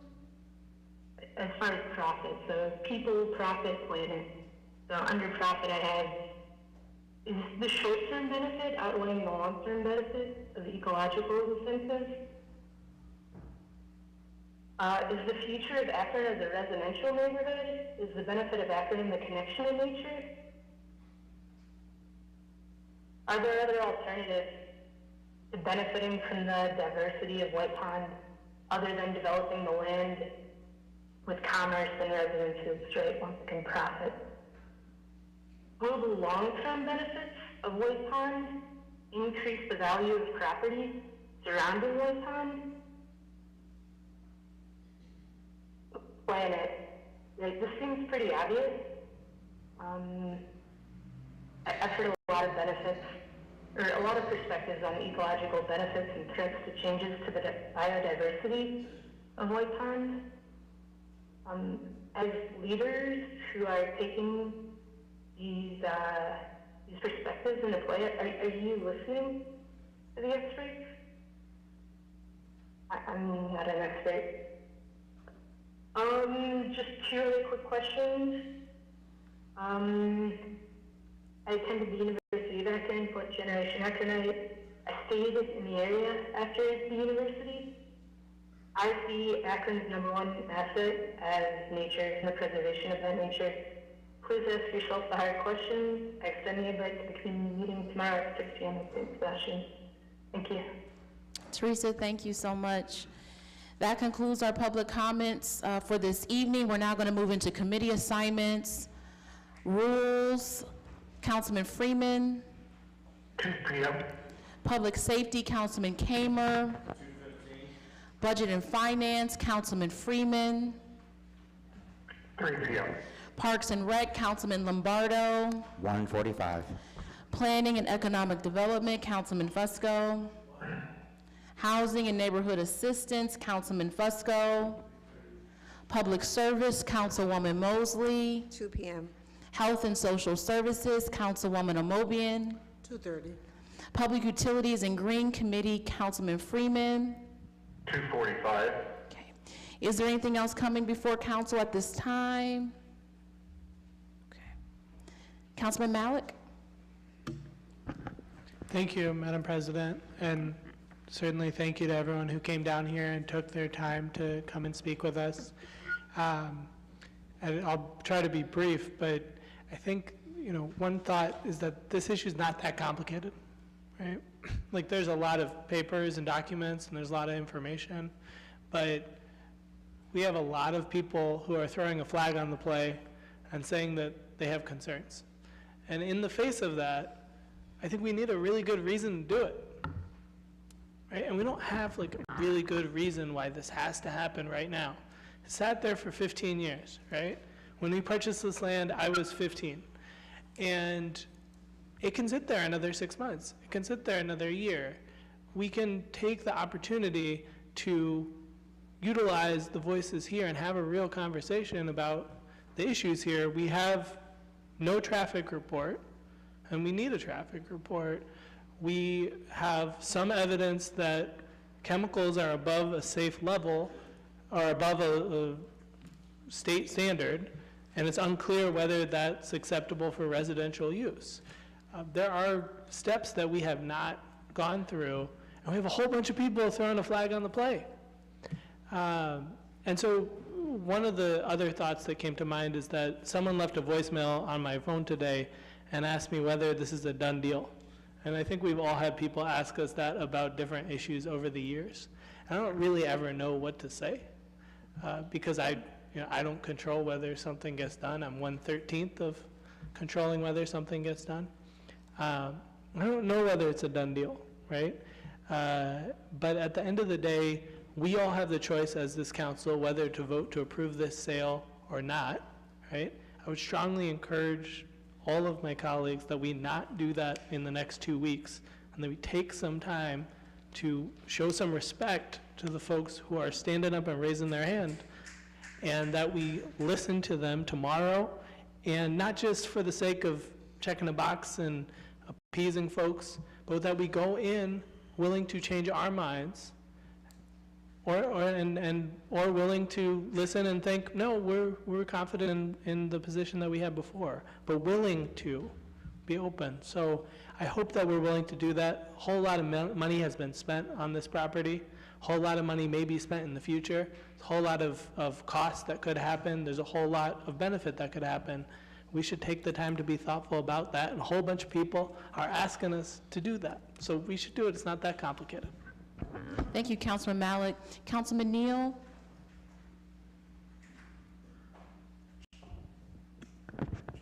Thank you, Madam President. Everyone knows about the meeting tomorrow. I want to invite you there. I want to thank Ms. Marissa Little for offering to help facilitate. Let me share this. When we talk about process, the process is that if there's an issue in a councilman's ward, understanding that the councilman represents the people and is accountable to those folks, you respect the wishes of the councilman. This horseshoe should do that. That's the way the process is supposed to work. I will tell the audience, like I shared with Ms. Little, like I read this morning, I believe in collaboration and answering the questions. Not just for the sake of people asking questions just to ask, but the sincere questions so we can do the best policy that we can down here. So my pledge is the meeting tomorrow, come with a thought on how can you be engaged, because some things have been brought to our attention. As my colleague said, this property sat there for 15 years with a for sale sign. Nobody said anything.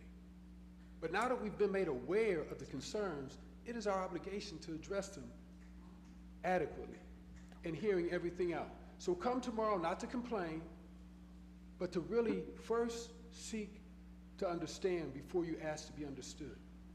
Because there's a whole lot of information that's been shared, And I tell you, like my colleague here, every time I come, there's more information. My one sister, I forget who it is, brought up the issue. I know there's flooding downstream in Delia Estates. I got to know if this is going to impact those folks even more. Okay, so every time I'm learning something new. The wildlife that's there, if we would proceed with this project, what would happen to that wildlife? So I'm learning. I'm coming tomorrow as a citizen as well, but also as the one elected to represent Ward 4. So I give you my word that until we go through this process, I'm not going to ask for this to be sped up. You're asking for accountability, respect the process. Because you know what, if you don't like my decision, you can handle it come April, okay? Madam President, I've asked, as a part of respecting the process, that we have a scorecard. I haven't had that yet. I know we have to hear Mr. Hargrove every time he comes here, and others. And if there's something where we can help him, how do we know if we're not having a scorecard where we can communicate how we're working together to address the issue? I would hope that by next meeting, we can have a scorecard. I also ask that, you know, based on the report that we got out of Cleveland, it didn't hit our newspaper, about the questionable use of our ARPA funds, if the law director could be here, and I see Mr. Fricker, so that we could take time, maybe go into committee as a whole to have a discussion about these ARPA funds. Because we are the ones that are going to be held accountable. Not saying that necessarily there was something intentionally done wrong with them, but the fact is that the way the ARPA funds have been used is questionable. And we have trusted the administration back from when we first had the question about ARPA funds, that at one time we would be a part of this process, but that hasn't happened. So I'm asking again, before we go on recess, for the law director to be here and for us to have a conversation about ARPA funds. Because when I look at how they're being spent, first, we don't have equitable metrics. Yes, we have a piece of paper with a lot of dots on it. When I look at where money has been spent, I have to question. One, why are our ARPA dollars being expensed for something that should have been in our budget? And then two, just making sure that you know, we're doing right by these dollars.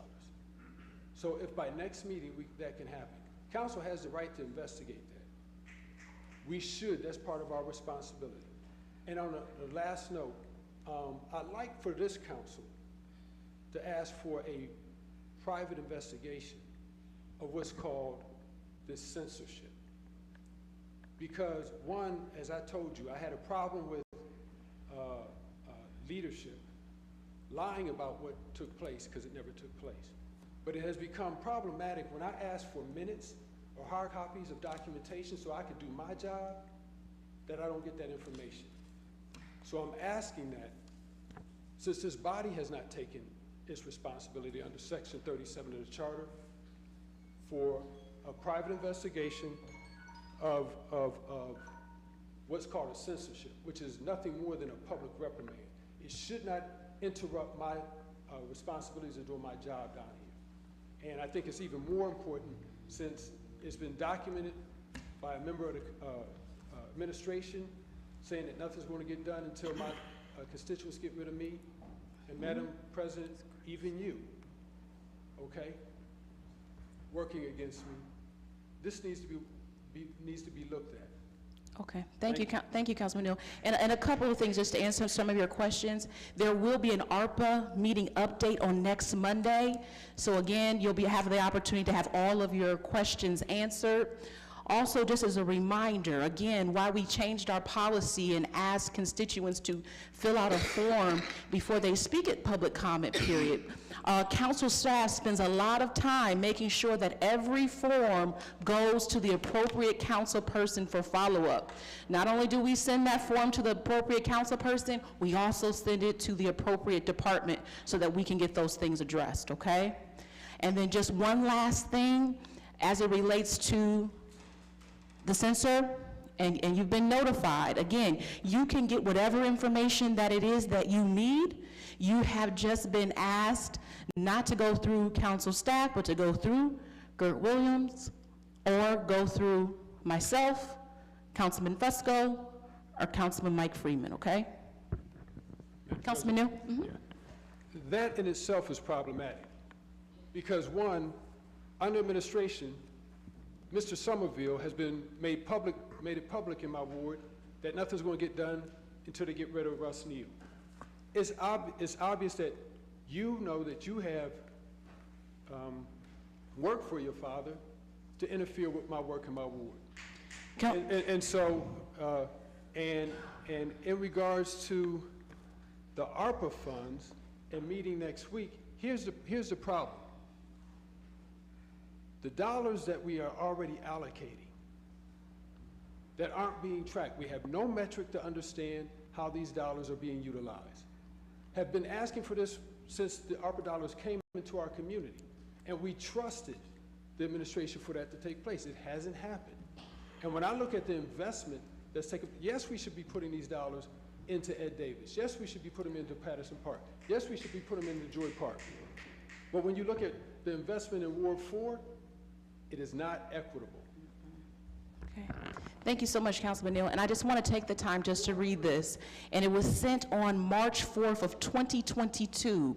Notice of public censure. Dear Council Member Neal, at the council meeting of February 28, 2022, Akron City Council passed resolution number 44, 2022, publicly censuring you for violation of Akron City Council rules as prescribed in resolution number 1, 2020, as amended by resolution number 2, 2021. The measure passed 10-2. In light of the censure and effective immediately, additional disciplinary actions are being imposed pursuant to Section 1X, Rule 9.5, the Rules of Procedures of Akron City Council as follows: the removal from Parks and Rec Council Committee chairmanship, denial of travel request. Additionally, you are instructed to refrain from any direct interaction with council staff and must direct all administrative and other inquiries to council leadership. With respect to communication inquiries to the city administration, point your contact of matter will be Chief of Staff Gert Williams. So that was on March 4th. We then sent another letter October 4th, which was a violation of those public censures, just to remind you of that, okay? And so we'll make sure that you get those again. Councilman, just a few more minutes, okay? Yeah, thank you. Again, enough of the games down here. I'm documented in a paper of saying the reason why I didn't meet with council leadership and asked to meet with all of council was because you lied. Yeah. Show the documentation that I ever met with you, Councilman Fusco, or Councilman Freeman. It's a lie. And so, and the fact that, and I've got documentation on this because you've done it before, the administration and council worked to undermine those of us that were in National League of Cities leadership. You know that I'm in leadership with the Ohio Municipal League. You know that I was serving my term as president of the National Black Caucus of local elected officials, and that was an attempt to undermine my work on the National League of Cities. And so I'm asking again for an independent investigation of, one, the reason behind the censure. You should have documentation, but it is documented of the work that you've done to try to undermine my work here on council. Okay, thank you so much, Councilman Neal. Is there anything else coming? I do see Councilwoman Mosley's hand. Thank you, Madam President. Briefly, I just want the residents to know I will be attending tomorrow. I have listened and learned a lot over the last few weeks, and knowing what I know now, if this was coming for a vote, I would absolutely not support it at all. We need housing in this city, absolutely, and this is not trying to take away from developers, but I have a whole bunch of parcels in Ward 5 where they can build if they need a place to build, just saying. Clearly, the residents out there have an issue with this. I do have a request of the administration, just based off of, I thought we would have our law director here to talk a little bit about ARPA, and I appreciate we're going to have a meeting next week. So in that, I would like for them to supply us with a full list of the housing repair grant and who was awarded those grants, and if they could break that down per ward. I know we have this census tract thing that we do, but I still believe that there's parts of certain wards that just aren't being given the same opportunity, the equitable opportunity with these ARPA grants. And just based off of when Council Neal brought up to give us a scope of what we're doing, I just started looking at things myself. So, sorry for the Post-its. Summit Lake is getting $7 million of the ARPA dollars. Rubber City Heritage, almost $2 million. The Reservoir, $1 million. Ward 7 is not getting anything. I know they have to be in the census tract, some part of it. I mean, I understand the baseball stadium, but that money's coming from a whole different pot. So based off of what I've seen so far, I don't see anything going to 6, 7, or 8, maybe a little in 9. Ward 1, $454,000. Ward 2, $4 million for Patterson Park. Ward 3, almost $25 million. And I am concerned because I brought this up. This is nothing new. I brought it up during our capital budget. The Joy Park, we're getting a walking path that's less than $200,000. They're going to come in and do some repairs to the roof. And I know there may be some things down the line, but we're talking about things that are being funded with ARPA dollars. So how would these things be, how would we rebuild Patterson Park if we didn't have ARPA dollars? How are we going to rebuild Perkins Pool if we didn't have ARPA dollars? I'm more concerned about Perkins Pool, which needs to be rebuilt, but I'm more concerned with our children learning how to swim first. Ed Davis definitely should be rebuilt. But again, Firestone Park is in this census tract, and I don't see any money going over there to those kids in that census tract. I'm concerned. And I would really like for us to break it down. I see we just had another report that came out where we're giving some small business grants to some small business owners. Maybe I misunderstood when it was voted for the mayor to have control. I thought all of that would come back to us for a vote. At least that's what I thought. And I don't remember any of those names or any of that coming back to us for a vote. There has to be intent for us to honestly be transparent down here, and this is why the gallery is filling up more and more every week, and people look at it like they're threatening to take our jobs. We're here because of them. So, I mean, they could say that. They voted us in. But we've got to be honest about what we're doing down here. And when I sat there and actually went back through our capital budget, and I sent a request over to Helen, and she is compiling it for me. I want to know the breakdown of the ARPA dollars per ward. I want to see, and I understand Ward 8 it's a whole different ballgame out there, but there are parts of the ward that it seems like they were forgotten in this. And that concerns me because there's people in those wards that are struggling too. And these dollars were supposed to be for COVID relief, and I'm not sure how $5 million to Lock 3 was COVID relief.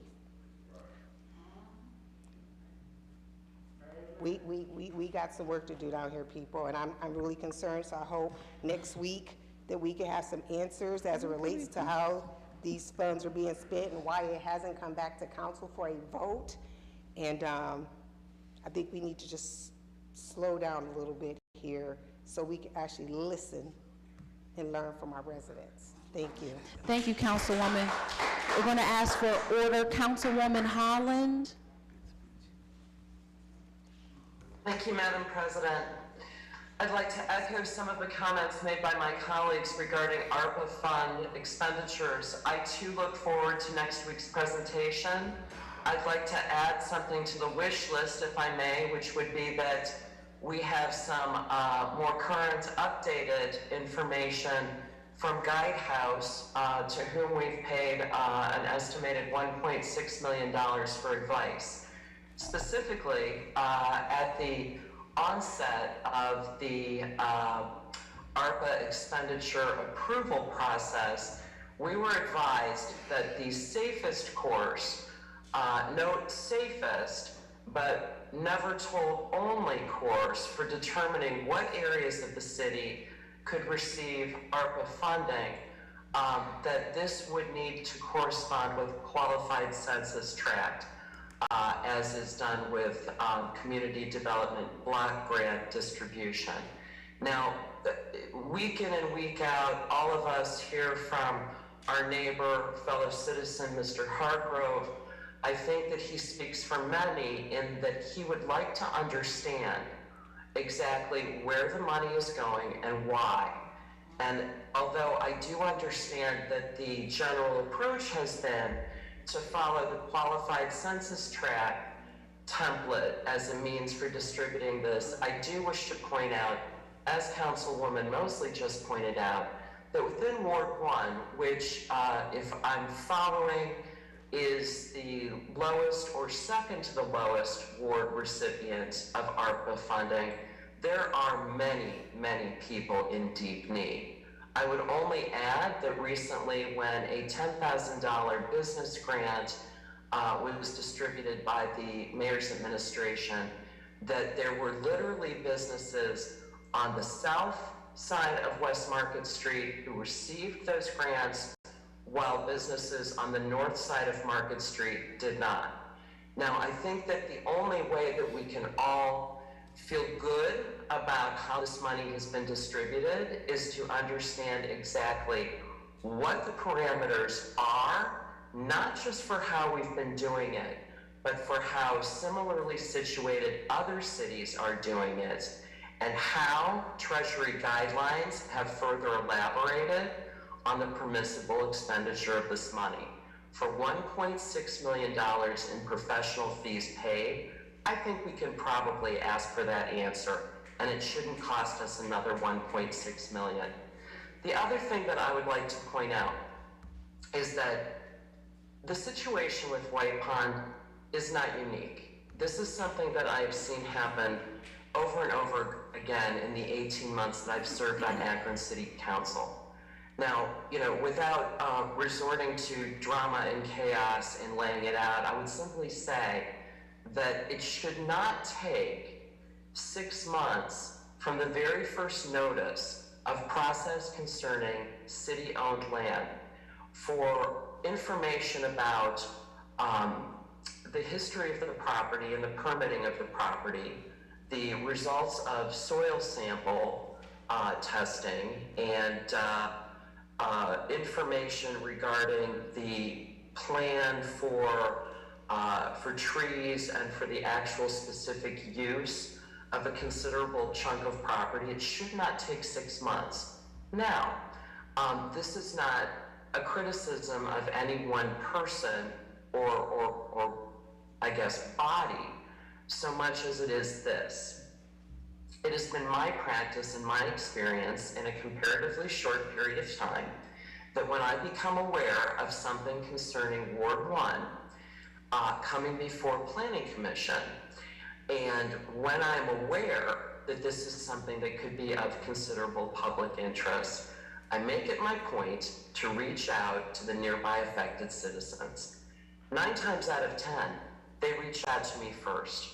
Now, what can happen next, if all goes well, is that we all attend the Planning Commission meetings together.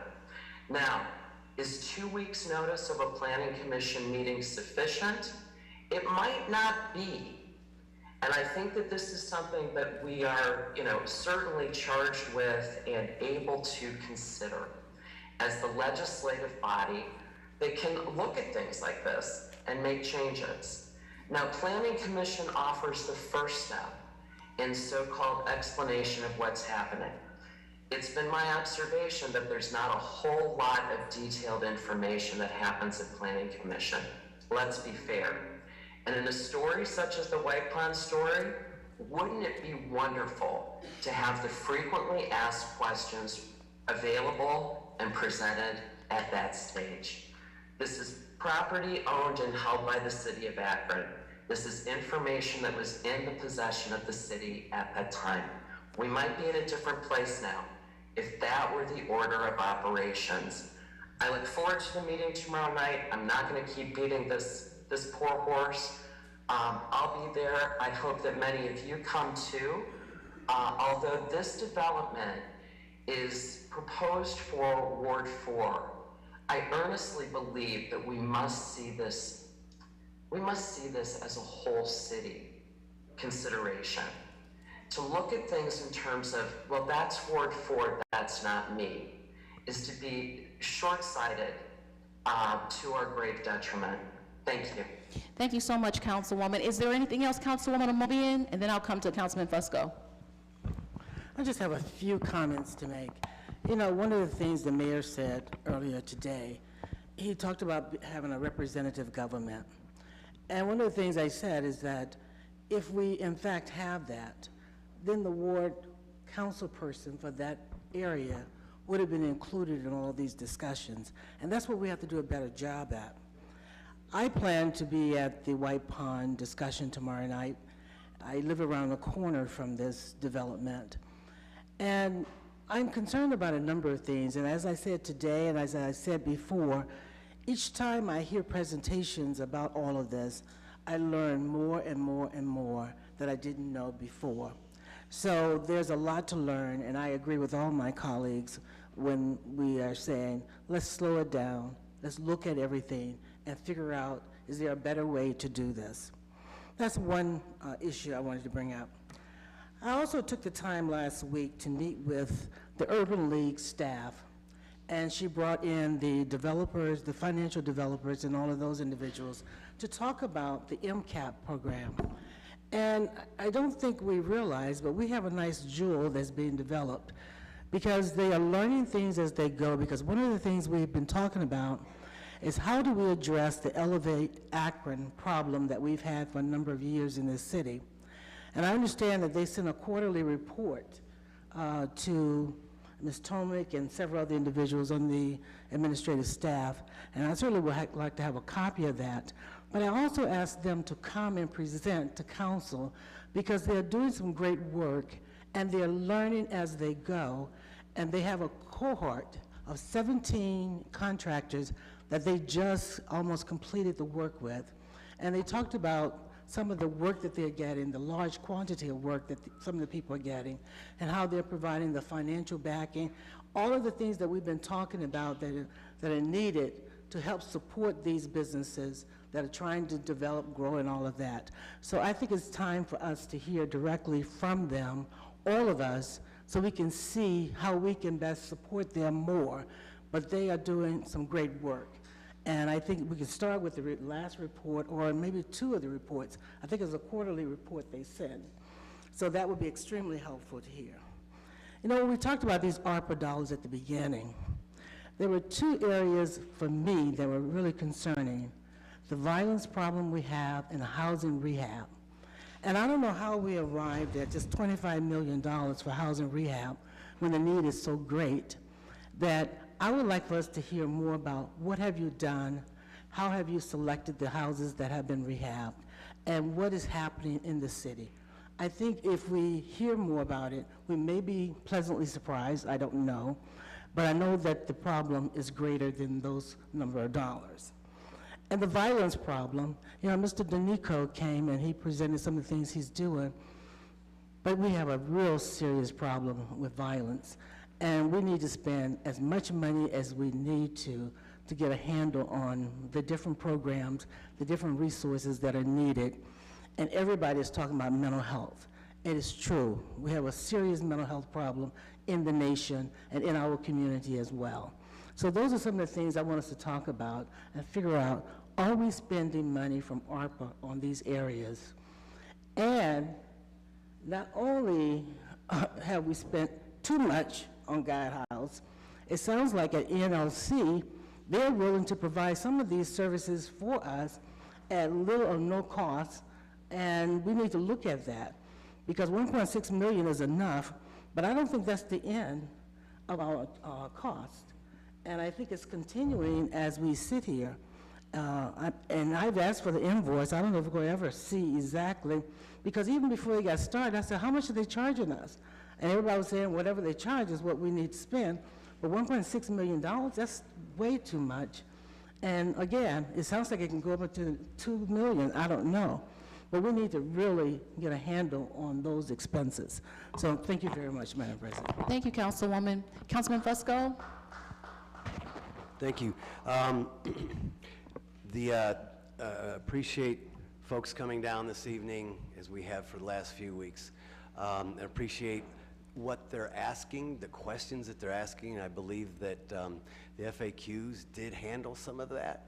And I also believe that today's time spent with the administration and the developer, oftentimes we take notes here whenever people speak, and that was some of the questions was developed from that. So we are listening and we are hearing in this public square. It seems as though Akron City Council has become the public square of the days of old, where people come down and they air their concerns. And I don't think that's a bad thing. We'll leave that, we'll play that where it lies. The other piece that I wanted to mention too was the process itself.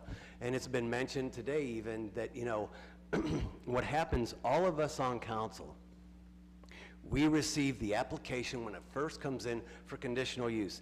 This is a bit different in terms of the land sale itself, but in a conditional use request, when it first hits, it goes to everybody in the city for comment, including council members, and we all see that, okay? And this one here, I don't recall seeing it off the top of my head. I'm sure it came, but I'm sure it probably had a pretty sizable number on it. Today we heard the number was 50 million. I don't know exactly. At the end of the day, we don't know because there's all kinds of approvals and steps that need to be taken. Some of these answers we're not going to have. But in terms of the conditional use piece, it's up to us as ward council members to communicate with the public and to contact those and know what's going on. We voted on that after 3 months or so, 4 months, and it basically was, it was 13-0 if I remember correctly, or 12-0 in terms of that. And I'm glad we're all learning, because this is a bit different in terms of land sale versus conditional use. But then again, conversely, these concerns were out there. They were out there. I have to believe, and we did hear some of those previously, if we recall correctly. So that's a piece of it. A lot of those questions could have been asked during those 3 months. The other side, in terms of the ARPA piece, we can simply go to the website, or to the app, excuse me, and find out how much has been paid to Guidehouse. And that one article that we did here from Cleveland, and the impetus for that was, well, but they've been paid $944,000. To be fair, the 1.6, I believe, is the contract price. And we also, from the very beginning, from the very top, a lot of us received a lot of information. We even spent time out in the wards, at the ward meetings with the administration, and we had post-it notes and so on and so forth, what's the aspirations for the community. And I guess, that's another piece of it. I think we knew going in. I think Mr. Kamer knew. I think Mr. McKittrick and others knew that, there's going to be limited ARPA funds in their wards, because we all knew going in that this is going to be going to the hardest hit areas. And everyone was supportive and understood that. There is going to be possible ways that we may be able to work with Guidehouse, who we, again, not 1.6, but $944,000 has been spent. Also, in terms of the ARPA funds and approving or disapproving, so on and so forth, we do have that opportunity. It's on our agenda today. It's in our capital budget in terms of where those funds are going to be spent or not spent. And just like our capital budget works, what happens is after we pass that capital budget, and then each line item in there is memorialized in the ordinance, we then have an opportunity to vote for or against that particular line item within the budget. That's the way it works. And so that's, like I said, a lot of those ARPA funds are within that budget. Thank you. Thank you, Councilman. Councilman Malik? Thank you, Madam President. Just briefly, I'm glad we're having this discussion about ARPA. I hope we have a more extended discussion next week. I just want to note for the record that last September, this council voted to grant broad authorization to the administration to spend these funds. And yes, it's true that the funds also appear in the budget, but one of the points that was made at that time was that this needed to happen and needed to be done this way so we could get the money out to folks as quickly as possible, right? Now, it has been over a year, and the website says that we've spent $7.63 million out of $145 million. And we have until 2026 to spend these dollars. And these aren't like, we kind of talk about the stuff sometimes like it fell out of the sky, like we won the lottery, right? It's all our money, right? It's all taxpayer money. I think we have an obligation to make sure we're using it well. In some of the discussions about this, I disagree with one of my colleagues. You know, a lot of the money, I think the investments that are being made equitably. But I just think the priorities are being decided by a handful of folks when it would be to all of our benefit if the decisions were made together, collectively, slowing down, listening. It sounds familiar because, again, like my colleague said, these are the same issues in different areas. So I hope next week we have a more thorough discussion, but we have an opportunity to be more thoughtful about how we use this money over the next few years. But I wish we would not have given away so much of that authority last year. Thank you, Councilman. I'm going to go to Councilwoman Amobi and then Councilwoman Mosley.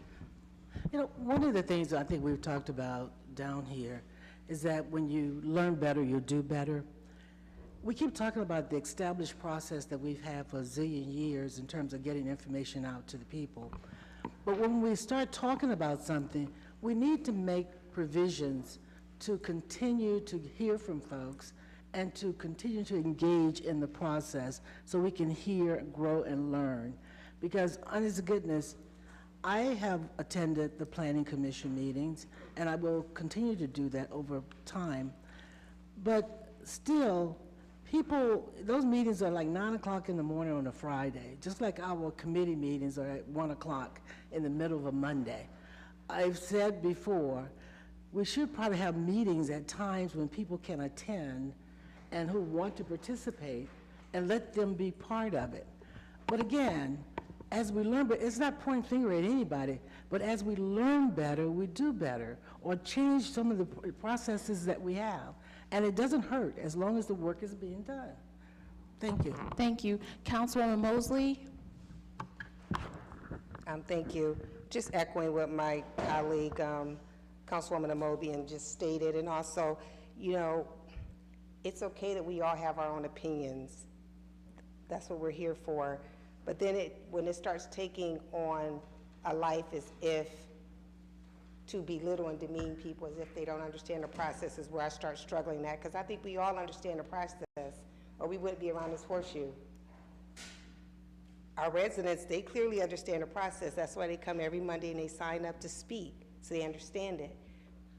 But I think we have to have some respect in that. Yes, we all knew about the meetings. Councilwoman Amobian ran my meeting for me about ARPA. I was in the hospital at the time, and Linda ran my meeting for me. I had a meeting about the grants.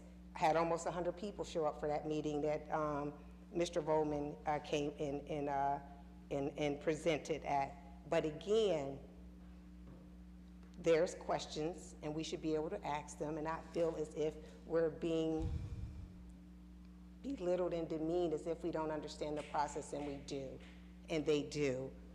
And that's where we have to stop doing that, because it takes on a whole ugly, toxic feeling for not just me, but for the residents. So I think we need to do a better job of that. Yes, I still have more questions about ARPA. Yes, I go on the website. Yes, I've been paying attention just like my colleagues have been paying attention. And yes, they may not be able to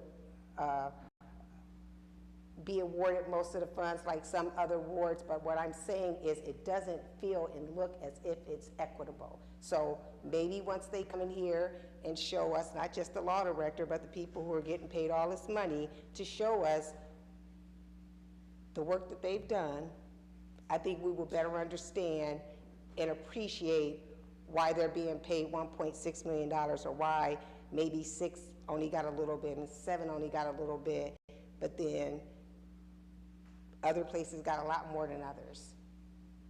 So that's what they need to come here for. That's a lot of money, and I think they should have to come here and explain to us what they're doing with the money that we're giving them. Thank you. Okay, Councilman Neal? Thank you, Madam President. I appreciate my colleague, Mr. Fusco, talking about the meetings we had across the city where we all had our constituents come out and say what they wanted to see happen with the ARPA dollars. That's why it's critical that we halt, because we had all those meetings and then we don't even listen to what they told us. It's important that we include them. And we're saying that we invested these dollars equitable. What are our equitable metrics?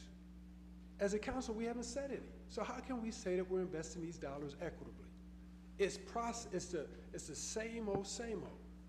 We should have equitable metrics that are clearly defined so that we know how these dollars are being invested.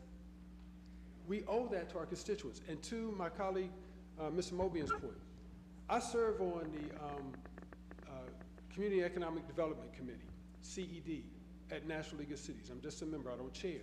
But I spoke to the Federal Advocacy Director, Mr. Mike Wallace. He is willing to zoom in, possibly even come here, to share with us about how ARPA dollars should be allocated throughout the city. Because let me say this, folks, now that a certain party has control of the House, you best believe that every urban community that received ARPA dollars is going to be scrutinized to the hilt. We better understand what we're doing with these dollars, or we're going to put our city in an even worse situation, because we'll have to pay them back if we didn't spend those dollars the way they were meant to be spent. Thank you. Thank you, Councilman. Anything else coming before this body at this time? Okay, if there is the motion, no objections, meeting adjourned. This concludes the live broadcast of Akron City Council. Margot Somerville, President of Council.